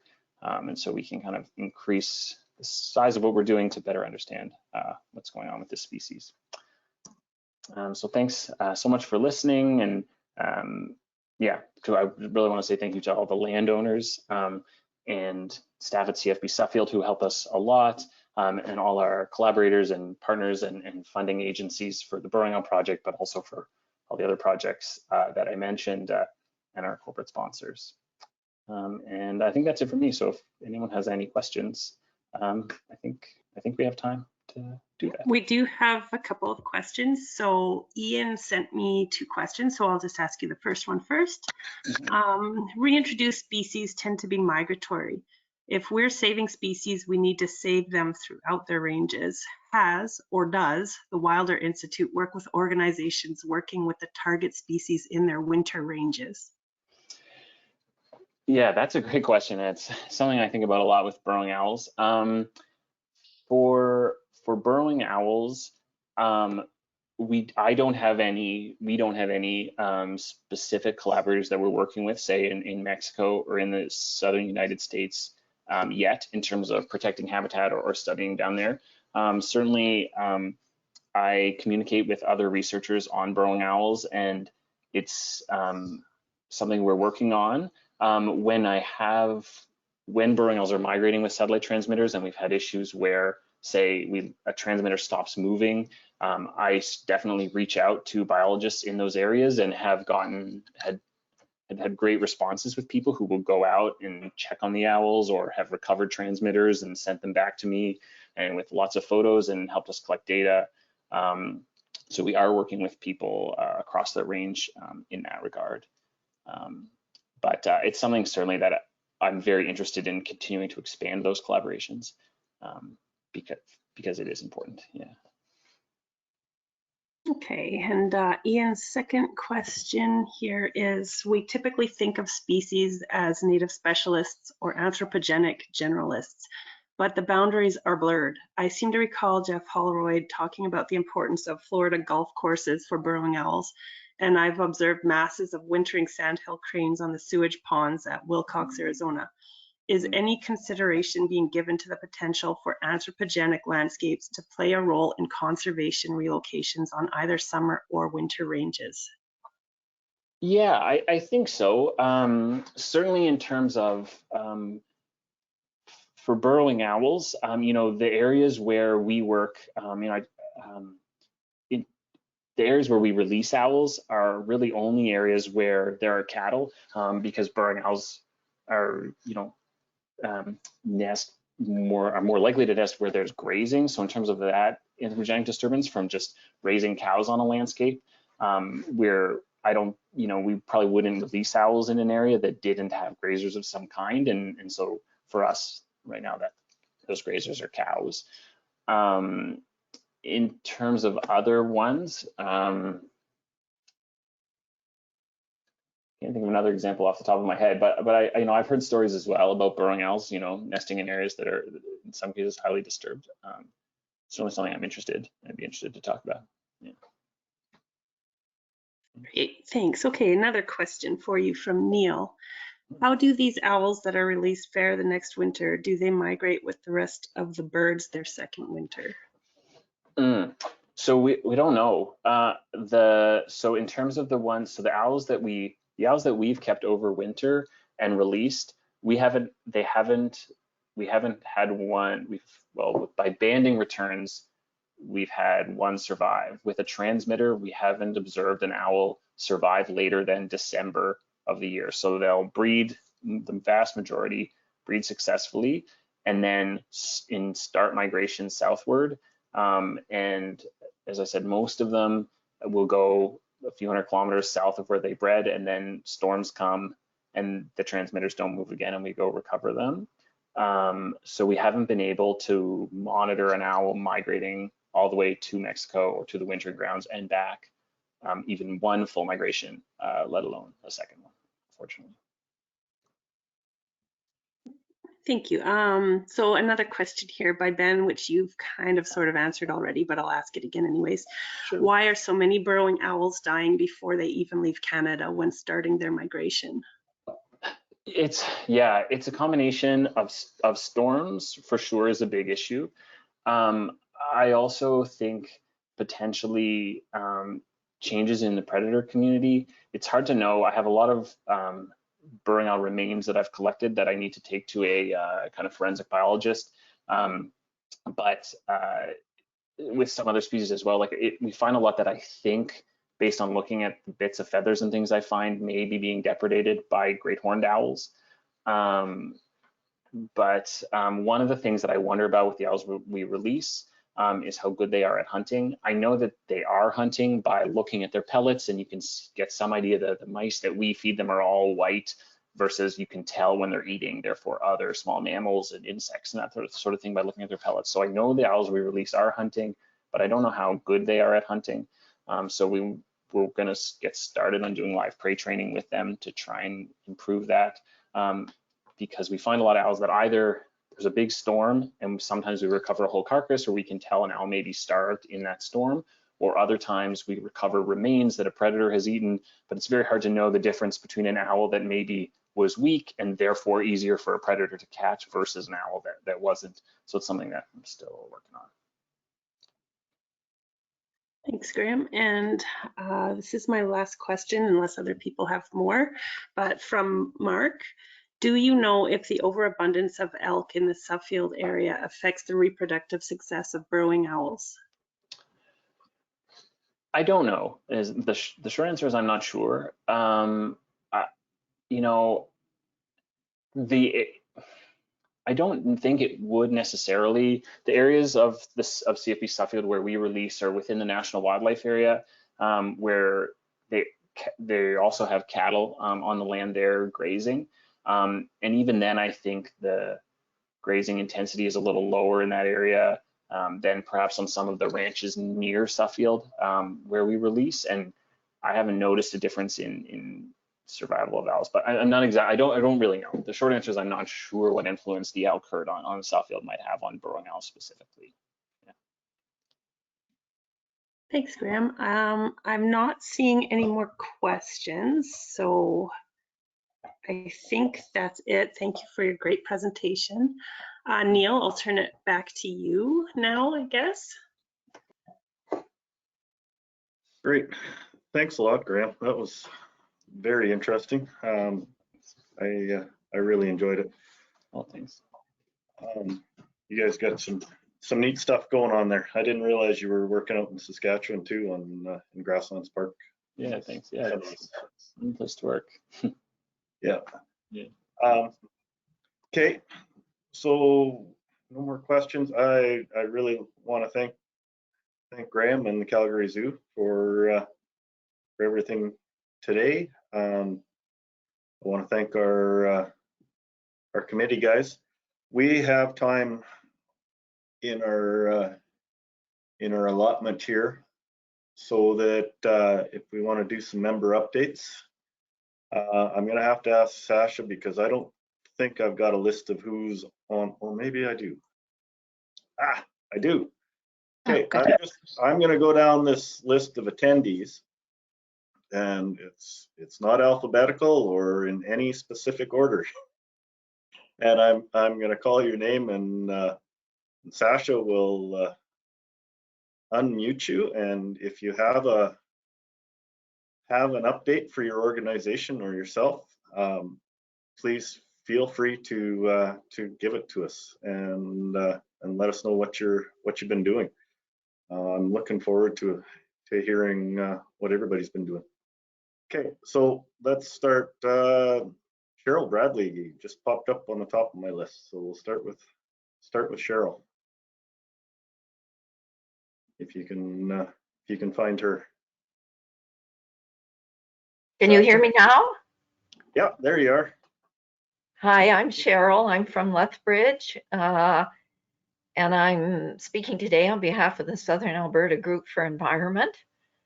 We're working with several other conservation organizations to attempt to get environmental assessment of the proposed major irrigation expansion project in Southern Alberta.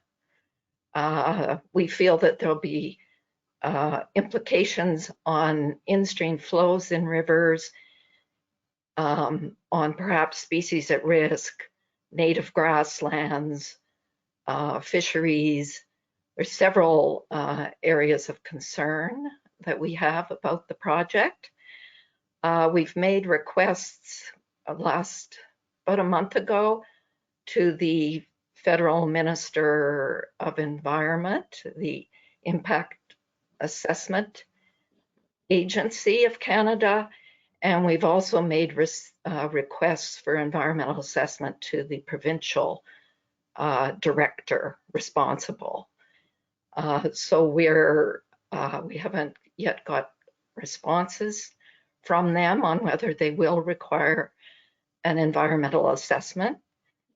We're also attempting to get information on the project. It was announced in the fall of 2020, but we have yet to get a full description of the project. And so we're in touch with Irrigating Alberta, Inc., which is a corporation of 10 irrigation districts who formed to receive the several $100 million of funding for this project from the Canada Infrastructure Bank, as well as the Alberta government. We're in contact with them, also asking that they provide us information. So we're concerned about the implications for prairie rivers, which PCF has a long history of identifying as a concern. And it's obviously prairie rivers are a big part of connecting corridors in the prairies. And low flows are affecting riparian health and also aquatic ecosystems in prairie rivers. So I think our focus is on restoring these ecosystems rather than putting more stress on them. Thanks for letting me give an update. Great. Thank you, Cheryl. I appreciate you guys keeping an eye on that. I would personally like to, is there a way we can get updates from you guys and to keep up on what you're finding with this irrigation stuff? Yes, there are, as I say, there's about 9 interested parties. We haven't sort of done a lot of information or communication, public communication yet, because haven't taken a stand on the project one way or the other. We're just seeking to understand what it is, what's proposed, and what the implications are. So we haven't really put up a formal, sorry about that. We haven't put up a formal, I gotta mute this, hold on. But anyhow, let me know. I guess that's one of the best things, is just to, if you want to be on a list to get updates, just send an email to me, cebradley@shaw.ca, and we'll try to figure out a better way for more people to keep up to date on what's going on. Thanks for your interest, Neil. Great, thank you, Cheryl. Okay, I'm going to move down the list and we'll ask Christiane Olson to give her update, please.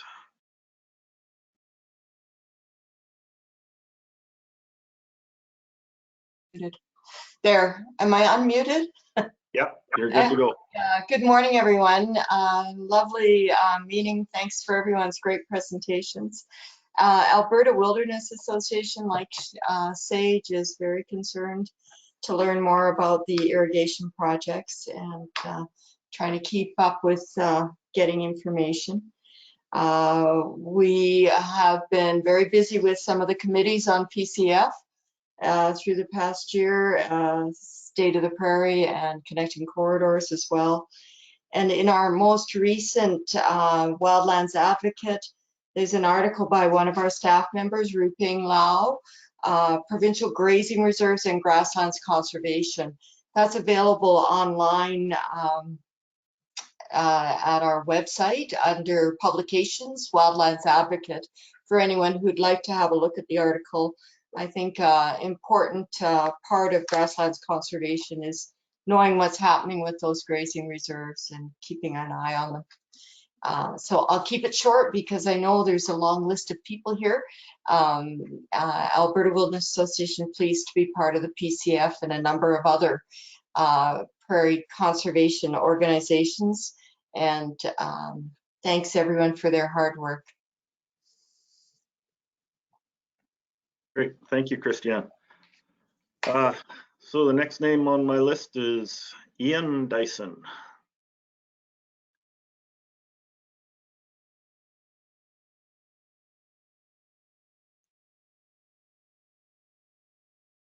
Can you hear me? Yep, got you now. Yeah. So I'm just an individual, Neil, so I don't really have an organizational update or anything, but I'm never at a loss for things to say. So I'll throw in a couple of things. One would be, advice to the board on the membership issue. Just be intentional in terms of how you proceed with that. There's no doubt in my mind that either Ben or Megan or both of them would add value to the organization. We hate to turn people away. The reality is that we're getting more interest from the environmental interests than we are from others. And if we're proceeding in that direction, that's fine, but it should be intentional, and the bylaws need to reflect that. The balance has served us well, but it's important to sort of sustain that balance. And frankly, if other sectors are not coming forward, then it raises questions for how the organization is evolving. The other one I'll just throw into the mix is just potential ideas in terms of themes for either the Transboundary Grassland Partnership or the PC's conference. I think joined up solutions are really important at the moment. I mean, it really is critical in terms of the environmental challenges of our time that we don't address either the biodiversity or the carbon control issues at the expense of the other. And that's something that always comes up. And we've obviously been aware of it with renewable energy and implications for native prairie. I think those would be really good themes for either of those groups on events coming forward. And as we work on our projects, I think we need to look at ways of connecting them so that, for example, we're building tools through both State of the Prairie and Connecting Corridors, presenting those together and then linking them specifically with the work that we've done on BMPs, so that we show a path for how municipalities or industry or NGOs can use this information. I think holds a lot of promise. So as usual, nothing substantive other than opinions. I'll shut up. It's opinions, but it's good to hear them, Ian, and we can certainly use that direction on the board sometimes. Keep some of us on track. I'm a good one for getting wandering off. Okay, thanks again, Ian. Jane Lancaster is next on my list.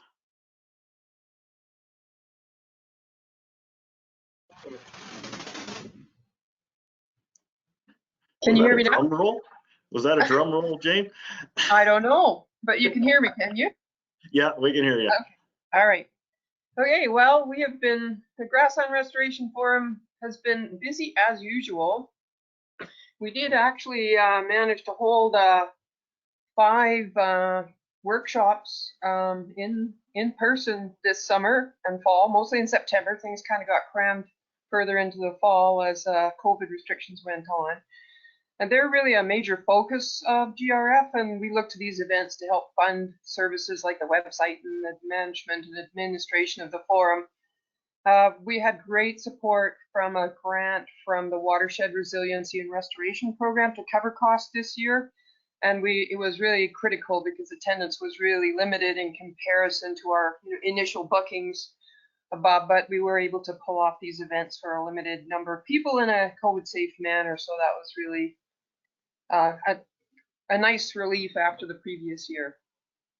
We also converted a series of 6 presentations from one of our workshops to deliver to the Medicine Hat College students in 2020, and then as it turned out this year as well. We also, rather than forego another fall information session as we did in 2020, we took the plunge and hosted a 1-day workshop online on November 18th, and we had over 150 attendees attend a full day of presentations, and we got some great feedback on that. So we were really pleased with that, and we know we can do it one way or another next year. We also, like everybody else, tried to do a few webinars just to have a little bit of a public profile, and they went really well. And we're planning a couple this year. We already have one lined up that Marilyn Neville and Susan Mahalski are going to present on one of the projects that they're working on, a targeted grazing manual. I'll talk a little bit about that in a moment here. We also have a new video.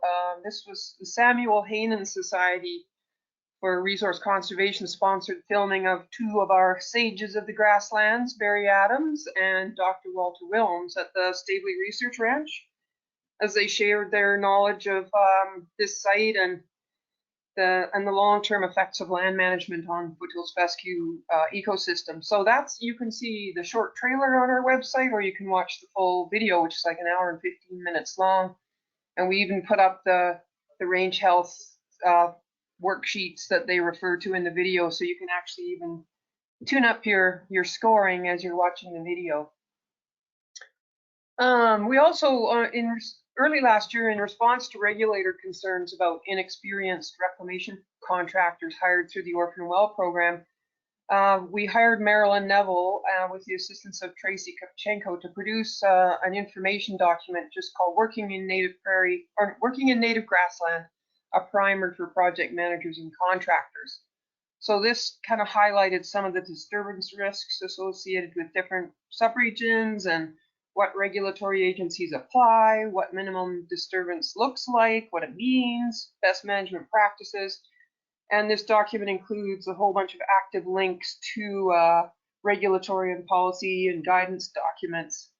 So we're hoping that that'll at least tune up some of the contractors and the things that regulators can hand out and say, hey, look at this, to get people a little more educated.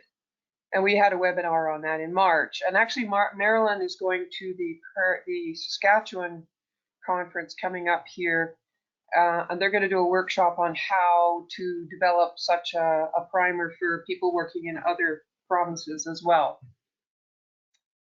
What else did we do? Oh yes, GRF took on a big new project this spring in partnership with the Kainai First Nation and a major grant from Alberta Eco Trust, looking at recommended monitoring protocols for targeted grazing projects in Alberta. So the idea is to develop a standardized protocol to monitor the efficacy of grazing prescriptions over time, and this protocol would provide feedback to identify points of prescription adjustment. So there was a knowledge sharing workshop on the Kainai Reserve in July, and another workshop at Antelope Creek Ranch in July, and then work on the manual is progressing over the winter. And I think there's that's what there's going to be a webinar February 24th at 12 to 1 on that topic. And I believe that Sue Mahalski is speaking at that one. And then, as you know, we have our major guidance tool that's been a focus of GRF for the past 7 years, which is these recovery strategies for industrial disturbance in native grassland. And honestly, I would almost like to take the word industrial out of it, because I think it's for any kind of disturbance. And I think some organizations don't really think of themselves as an industry, like the tourism industry, but I think these principles apply. So anyway, we're working on updating 2 of our older ones, the mixed grass natural subregion and the dry mixed grass that were published in like 2013 and 2014. So that's a major focus for us for this winter. Yeah, that's kind of it. We're hoping to put on the same series of workshops next year and work on those 2 projects I just mentioned. Oh, and then one other I think exciting new thing that we're collaborating with is this Southwest Alberta Native Seed Collaborative. This is being headed up by Rob Sissons with Parks Canada. And the rationale for this group is that it's really difficult to find locally sourced native seed in the quantities that are needed for reclamation around the province. And so GRF is going to host this collaborative on our website. And their vision of this group is to serve as a network for sharing knowledge, equipment, person power, and seed to further the goal of building a reliable, high-quality native seed source for restoration projects. It started out Southwest Alberta, but I think we're going to expand it to Southern Alberta. And I think a lot of different organizations, Parks, NCC, Kainai, Bigani, there's quite a few organizations that are MD Ranchland that are involved in this group. So, and I think it's an interesting problem to tackle, and I think it's one that is really needed. Okay, well, I'll leave it at that, and thank you for the time. Great, thanks, Jane. You guys got a lot of stuff going on. Okay, let's move down to Len Wolstenholme.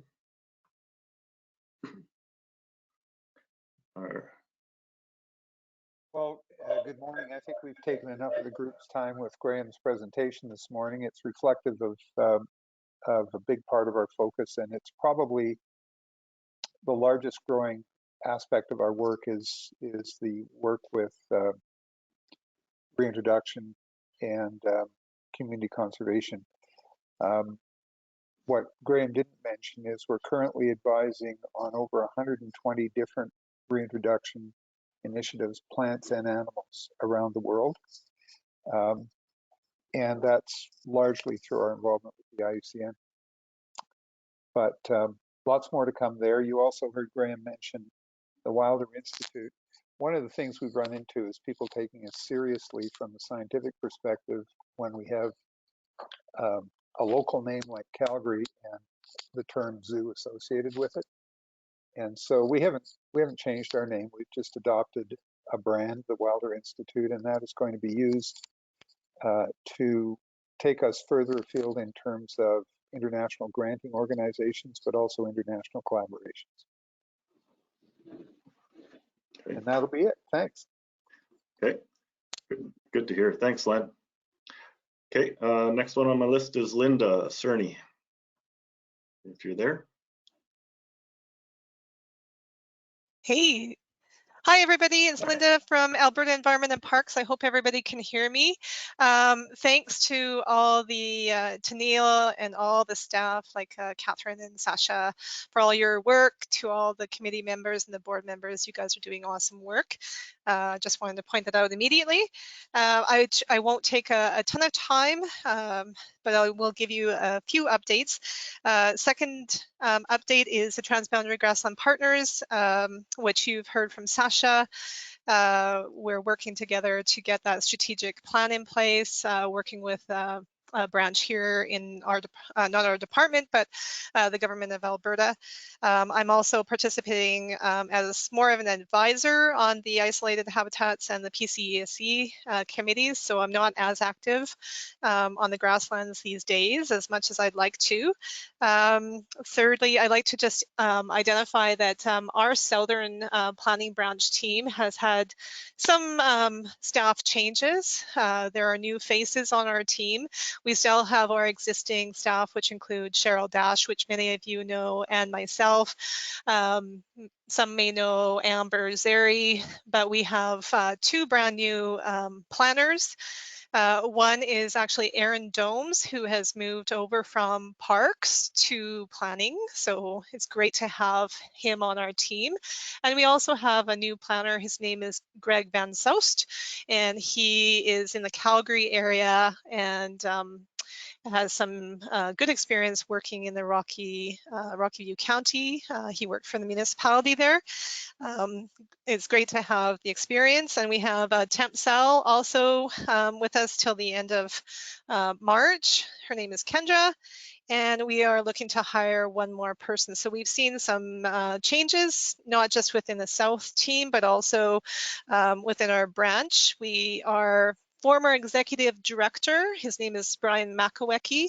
He is now Alberta Environment and Parks Assistant Deputy Minister, so he's moved up, and we have an acting executive director now. So we're all, you know, moving and adjusting as we go along. Most of the key pieces for us right now continue to be the Castle Livingston Porcupine Hills areas. We're also involved in the Springbank Reservoir work, including the dry reservoir, and also in the West Bragg Creek area. And I won't go into others, but I just also want to mention for many of those people who may have worked with this gentleman, his name is Doug Orn. He passed away. He was a planner with the government of Alberta and worked in the South quite significantly. So I just want to, and many of you who have been longtime PCF members may have known him. So I'll just leave it at that sad note, unfortunately, but I appreciate the opportunity to speak today. Thank you. Thank you, Linda. It's good to hear. Sounds like a lot of changes going on. Okay, let's move down the list. Is Mara Erickson, please.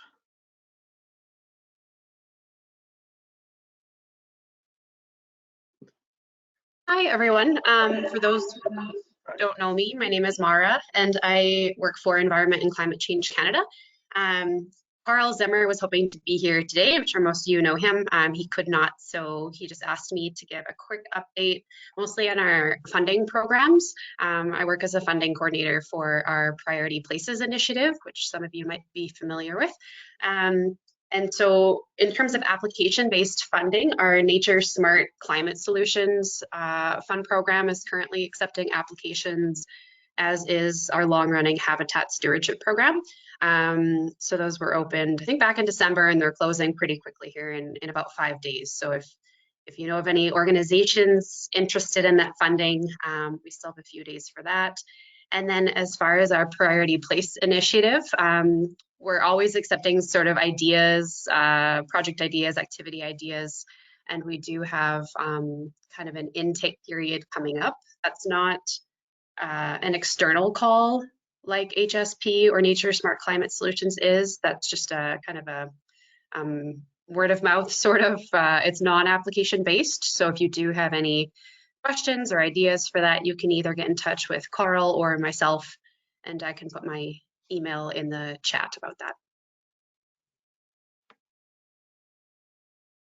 Okay, great. Thank you. Okay, next one down my list is Mackenzie. I don't know, I'll mess the last name up, Plamel. Yeah, no, you got that correct. Okay, Everybody, I will just keep this pretty quick. I was previously with Ducks Unlimited Canada and represented them for PCF, but in June the position was no longer, and so I decided to just take time to focus on my master's and started doing some environmental consulting. So I would be here as an individual now, I guess.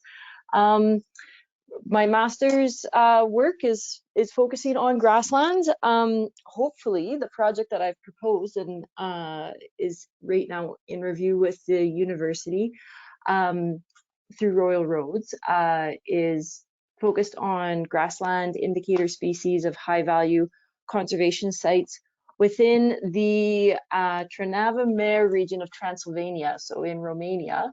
It's international research, which is supported through Operation Wallacea. And so Operation Wallacea is a conservation and biodiversity monitoring institute that has been working in different regions around the world for over 20 years. So it's kind of cool. This project would be adding an additional to a long-term project in the region. Why study overseas when there's grassland research that needs to be done here is a question I get about this. One of the reasons why I picked this topic is because this region of Romania has been used for agricultural purposes for approximately 900 years, and it is one of the most biodiverse regions left within Europe. So it's similar in topography and landscape to what the foothills and montane region of Alberta would be.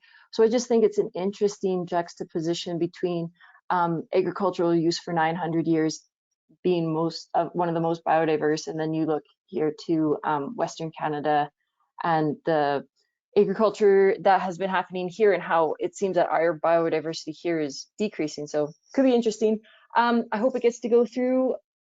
I have my hesitations that the university might decline it because of tensions in Eastern Europe right now, but fingers crossed I should know whether it's a go within the next kind of 3-ish weeks. And if not, then I have some alternate projects that I could look into, but that's that for me. So thank you very much. Sounds like a cool project, Mackenzie. You just have to make sure you watch out for the bats that are flying around there at night. Oh yes, for sure. Yes. All right, let's move on to Robert Oakley.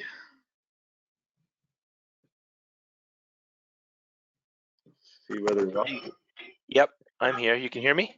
Yeah, you got a mic that works. Great. Yeah, I got a mic that works. Look at that. This is new.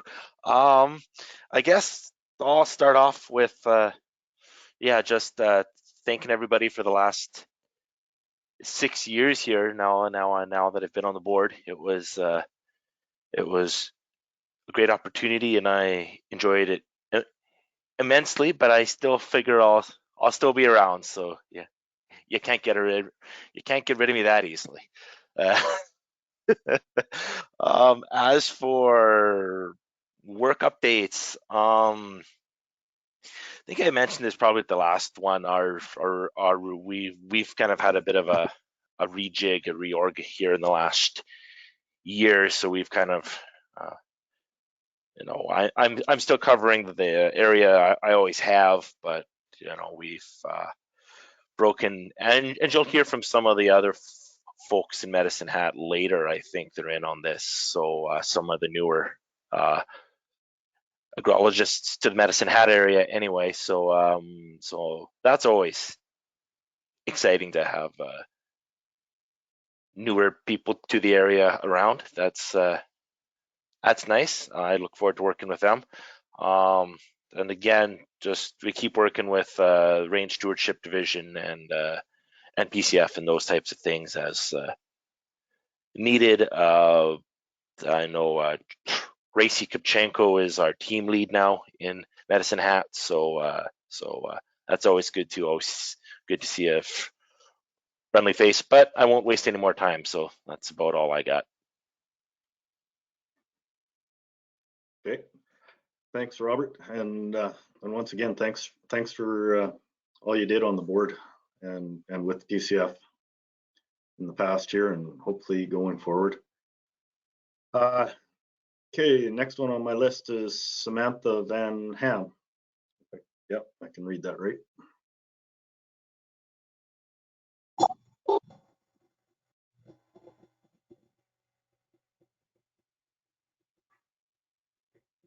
Are you there, Samantha?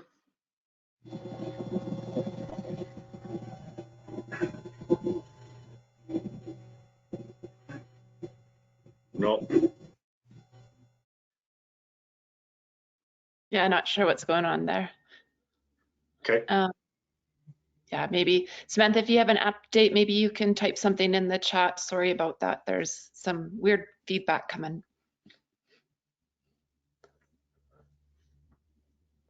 Okay. Do you want to move down or give her a second to see if the feedback is fixable? Sure. Let's try it again. Samantha, we're coming at you again, okay?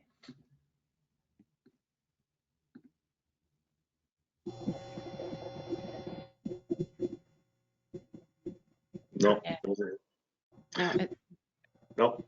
Technical difficulties. All right. Well, then we'll move down to Shannon McConnell, please.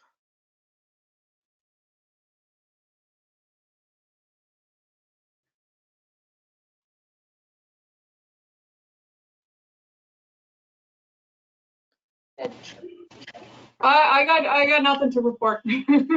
so Okay. I'm here, but I'm not here. No, that's all good. All right, thank you. Okay, let's try Trevor Magnuson.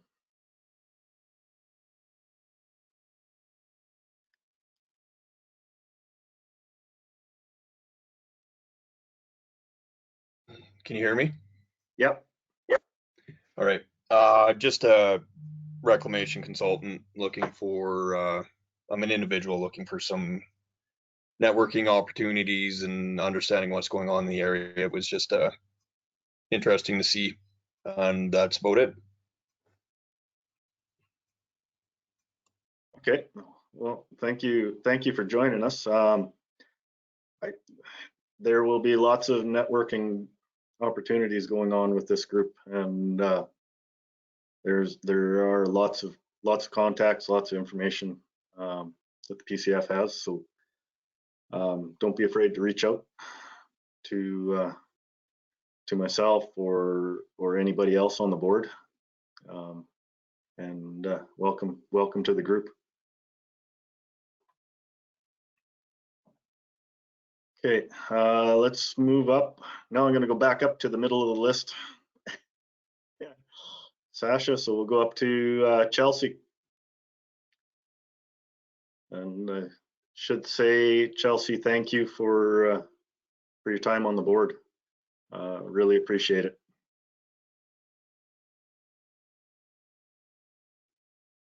Is Chelsea there?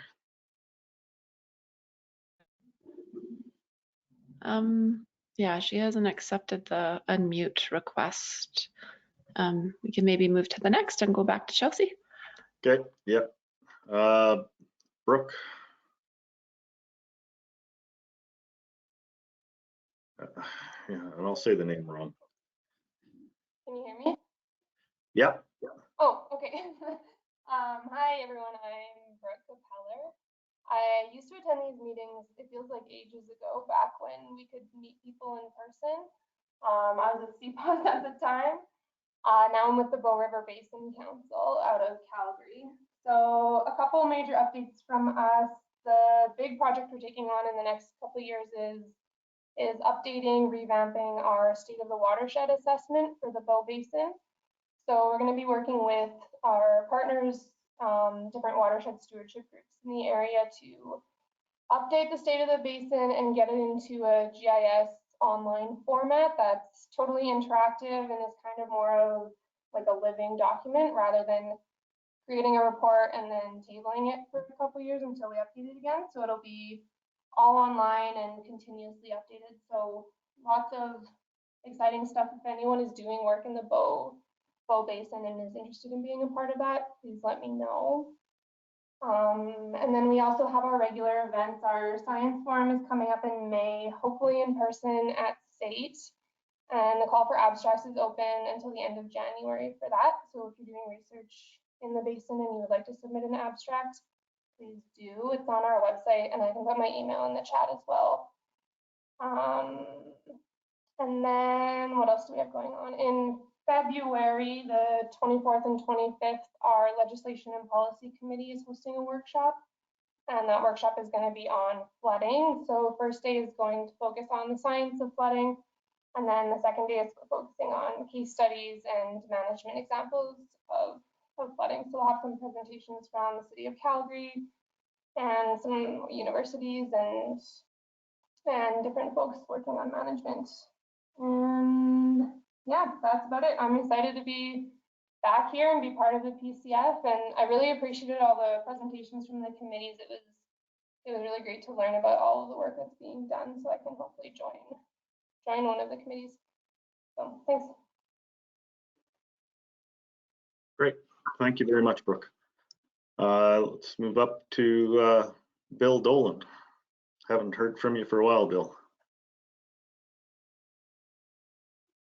Yeah, hey Neil, good to hear your voice. Yeah, and just to build off Linda's comments, congratulations. Lots of good stuff going on with the committees, and it's really nice to see. I'm wearing two hats today. One is Vice President of the Boundary Creek Landowners Association, and we've been pretty quiet in the last few months or year, but we are gearing up to contribute to the update of the Municipal Development Plan in Cardston County. Our organization is located just east of Waterton and within Cardston County. The other organization, I don't know if Nora Manners made it. She's with Waterton Biosphere, and I just wanted to let everyone know that we've been pretty active as a Waterton Biosphere, and we're updating our 5-year cooperation plan this winter. So that's taking a fair amount of time. But yeah, just two quick updates. That's all. Great. Thanks a lot, Bill. It's good to know that you guys are getting organized down there, get moving on things. I think there's a lot of people been waiting for this all to end so they can get out and go do some stuff. Okay, let's move up to Benjamin Meisner. You nailed the last name, Neil, so good job on that. Oh, that's good. At least I get one. Yeah, actually, it's funny. It seems like I've been working with a few people on this call. I'm with CPAWS Southern Alberta. I actually went to school with Mick Flamel and working with Cheryl Bradley on the irrigation expansion issue through CPAWS. And I took over from Brooke, so it seems like it's a small world, connections to everyone here. In terms of CPAWS, yeah, one of our biggest projects right now is working on irrigation expansion, which Cheryl gave a great rundown on. Of course, coal mining in the eastern slopes, but we're kind of in a holding pattern on that right now, waiting for the release from the coal committee.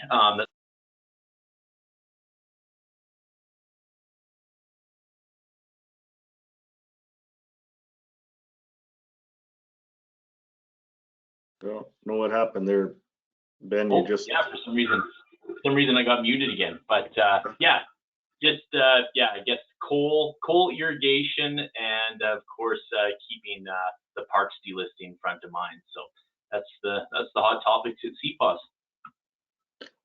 Cool, thank you. It's good to see you guys are getting some stuff done too. Okay, let's move up to Ashlyn Heron.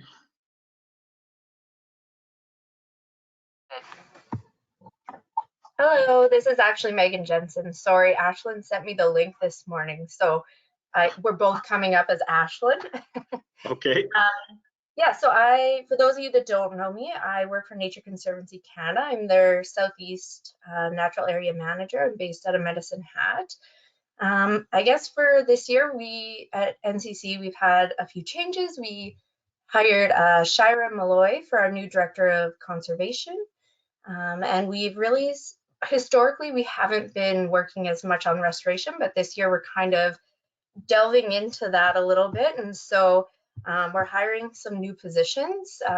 One of those is a restorations manager, and then an Indigenous Conservation Program manager and a grassland stewardship manager. So we do have some changes going on. We're still working on it. A lot of our easements, we have a really big easement project coming up, and yeah, we're still just working collaboratively with the zoo down on our sage-grouse property. That's one of the ones that I manage. So yeah, I'm working on the restoration for that down there, and yeah, it's a really fun project. So I guess that's all I can really say for right now, but yeah. Okay, perfect. Glad you guys have been working away, and I kind of have a thing for the easements. I kind of like them, so it's good you got a big one coming up. So okay, so so does Ashlyn, do you have an update as well, or is that the NCC update then? I'm actually, I'm not with NCC. I'm just here as an individual. I don't really have any big updates, but I am a college student at Lethbridge College, and I am finishing up my final year for my ecosystem management degree. So I guess that's the biggest update I have right now. And yeah, I love being a part of the PCF. So thanks. Okay. All right. Perfect. Sorry. It's good to have you. Like to have more people involved. It's always helping. Okay. Let's move up to Amanda McDonald.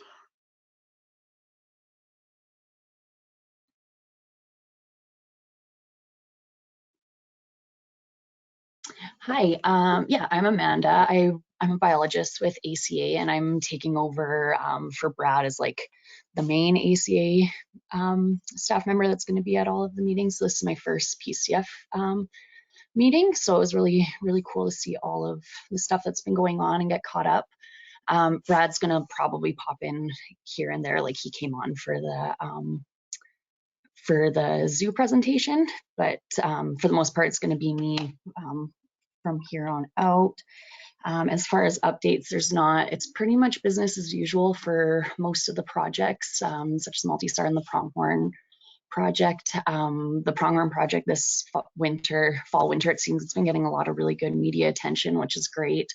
There's an article put out by the CBC, and then also the Prairie Post that was reshared by a few different news organizations, and I lead the fencing project with ACA, and then partnered with AFGA, so that's was awesome to get that. I think one of the biggest new things that is going on is, I was kind of hoping Brad was going to stay on because he could talk more to it, but where he has been working with the Living Labs program, which is an initiative through the federal government, and then focusing on carbon sequestration through agricultural lands. But I don't have a whole lot on that because it's just kind of in the beginning stages that they've been working on it with them. Yeah, and I think that's all for me. Cool. Thanks, Amanda. Nice to virtually meet you, and welcome welcome to the PCF. Okay, let's move up to Alvin, first rider. Is Alvin here? Yeah, okay. Thomas Ganatini. Yeah, I don't have much to add. We're just working on a few projects. We're going on our first year of having a bison home, so that's we're gonna have a little event for that. We're trying to create a video as well. We have a project with a few partners looking at, depending on funding, gap analysis of the reserves grasslands to help them fit with the provincial documents that we utilize for our range health. And then the invasive plant project with GRF. What else do we got going? A few things with Blackfoot Confederacy with cutthroat trout and bull trout monitoring up in the headwaters and traditional territory, the Bow River, Old Man, and Belly River, doing water quality and temperature checks, eDNA, and then doing red surveys. And then yeah, we had to kind of scale back COVID. It was hard to hire more staff just because of we're on rotation or we get shut down, and we've just been really limited. So a lot of our projects kind of got stalled, but we're looking to hopefully get everything going full tilt this summer. That's all I have. All right, perfect. Thank you, Alvin. Who else we got? I think just go back to Chelsea, Neil. Okay. Okay, Chelsea, I'm unmuting you now.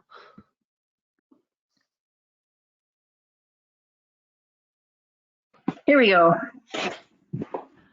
Anyone hear me now? Yeah, okay. Sorry. So I'm Chelsea. I'm a necrologist with Trace Associates. We're an environmental consulting company across the prairies. I recently relocated with my family up to Grand Prairie.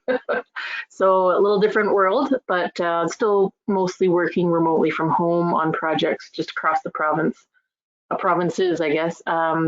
I want to thank the PCF for allowing me the opportunity to serve on the board for the last 4 years. I've learned a lot from the other directors. We all come from kind of different backgrounds and experiences and areas of work. And I'm really proud of what all the different committees have really accomplished to date over the last 4 and more years that I've been attending PCF. So I look forward to all the things to come in the next years, and we'll be attending things remotely. And that's my son, Sullivan. All right. And thanks a lot, guys, for putting this together today. Great. Thanks, Chelsea. We really appreciate everything you've done for us. Try and stay warm up there in that frigid country. It's too cold for me up there. Okay, I went over to the other list and I found Brian who's hiding way over here. So we should get Brian, and then I think there'll be Mark after that.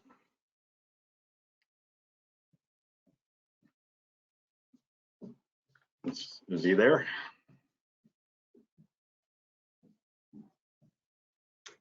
I unmuted him, but oh, there he goes. Say, Brian, you got to pick up your headphone.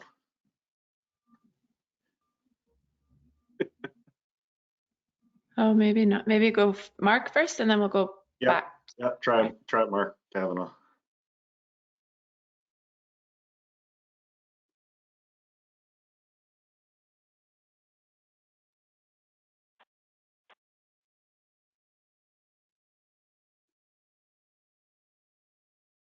you hear me now, Neil? I can hear somebody. Yep, Brian. Yep. Yeah, I'm back here. I'm here for the first time. I'm not sure. I guess I was mute. You muted me, but I was still muted myself. Maybe I don't know. Oh, it could be. Yeah, technology. Yep. Me. What's going on in the MD of Tabor? I guess there was a municipal election in October. We elected 3 new councillors, so there was 4 remaining. So it did provide some consistency in our policies around grasslands, and they seem to be steadfast in their commitment to conservation of the MD's grassland. So that was encouraging.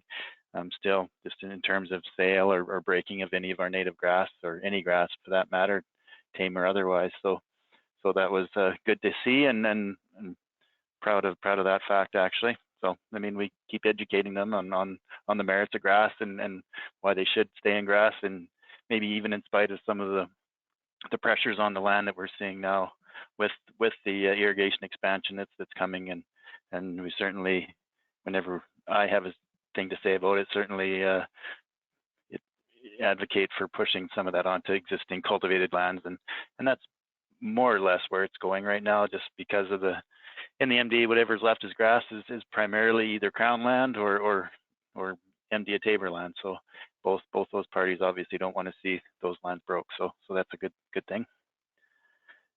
I guess personally, and professionally here, I guess I've expanded my role here at the MD. I went up from just being the director of lands to planning and development now. So if you can understand, I guess some of the meetings I miss with the PCF, it's because of the added time it takes to do some of these other things that I'm doing at work. As far as grassland management, there's been a real spike in the number of oil and gas companies that have gone bankrupt here in the last number of years, which has led to many wells that are abandoned and honestly just a mess. So working with the Orphan Well Association and the Surface Right Board, we have just for an example, we have 160 wells on just the MD of Tabor's lands that we're not receiving rent on. So we have 160 Surface Right Board files where we're applying for rental recovery. So that's it takes a significant portion of my time, which other things maybe lapse when I'm doing these more administrative things. But yeah, it's good to see the Orphan Well is busy in the MD too. So they're trying to address these the best they can. They've got a huge list, but I'm finding that they're getting to lots of them. So in the next 2 or 3 years, we're hoping to see some reclamation certificates come out of it. What else? This is working with Catherine and Nolan and Karen on a video, and a consultant to produce a promotional video on grasslands from our Priority Places funding. I'm thinking that's probably going to be coming out fairly soon. That's about it from our end here. Thanks to everybody today too. I enjoyed all the updates and the presentations. Great, thanks, Brian. Yep. Congratulations on the new job, or the more work that you get to do. You just don't get to be bored this way. Okay, let's see what Mark has been up to. Well, to tell you the truth, I really enjoyed Brian's update a lot better than what I have to say. Yeah, so congratulations, Brian. I think it's fantastic.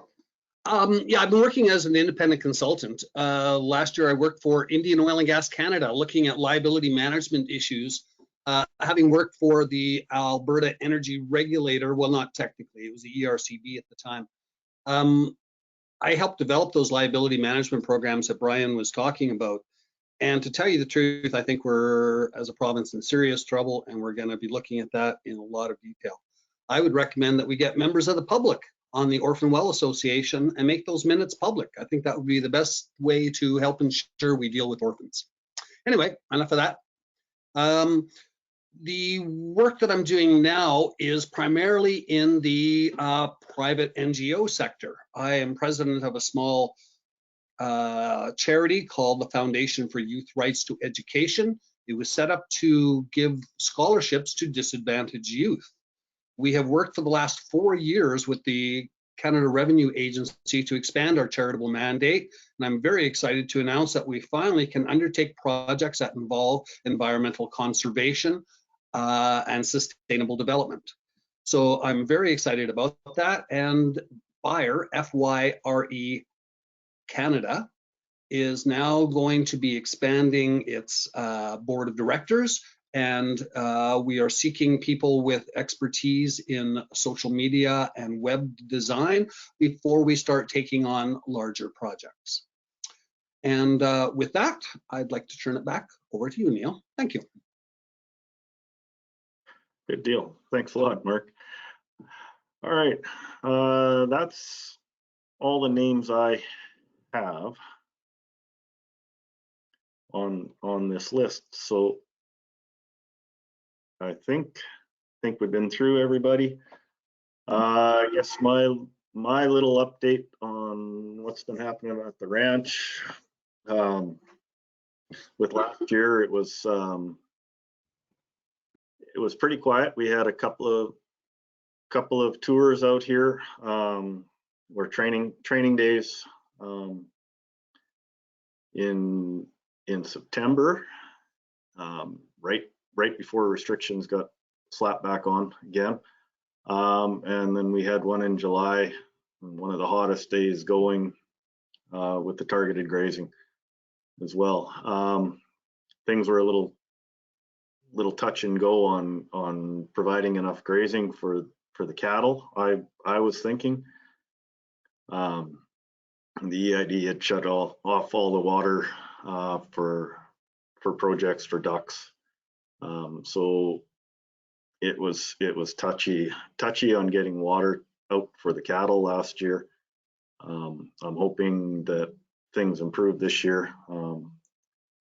We did a tour after the cattle went home in the fall and found that there was decent litter out there, enough to make me hopeful. They're probably averaging around the 350,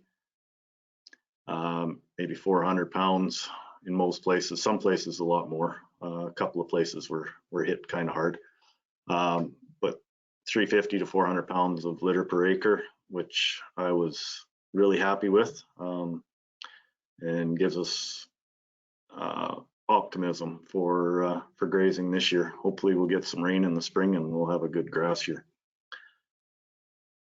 And hopefully this year we'll be able to get going on some tours and get things going again. So that's my update, and now we've heard from pretty much everybody that was here. I appreciate everybody joining us, and once again, this organization has a long history, and I think we need to remember to thank Catherine and Sasha, both for all the hard work they do, keeping all of the committees working and on track, and for keeping the board informed of what's going on and keeping us organized, and myself especially. I think if it's possible, I don't know whether we're having the Sasha, Catherine, are we having the board of directors meeting at 1, or do you want everybody to stay on if we have enough board members here?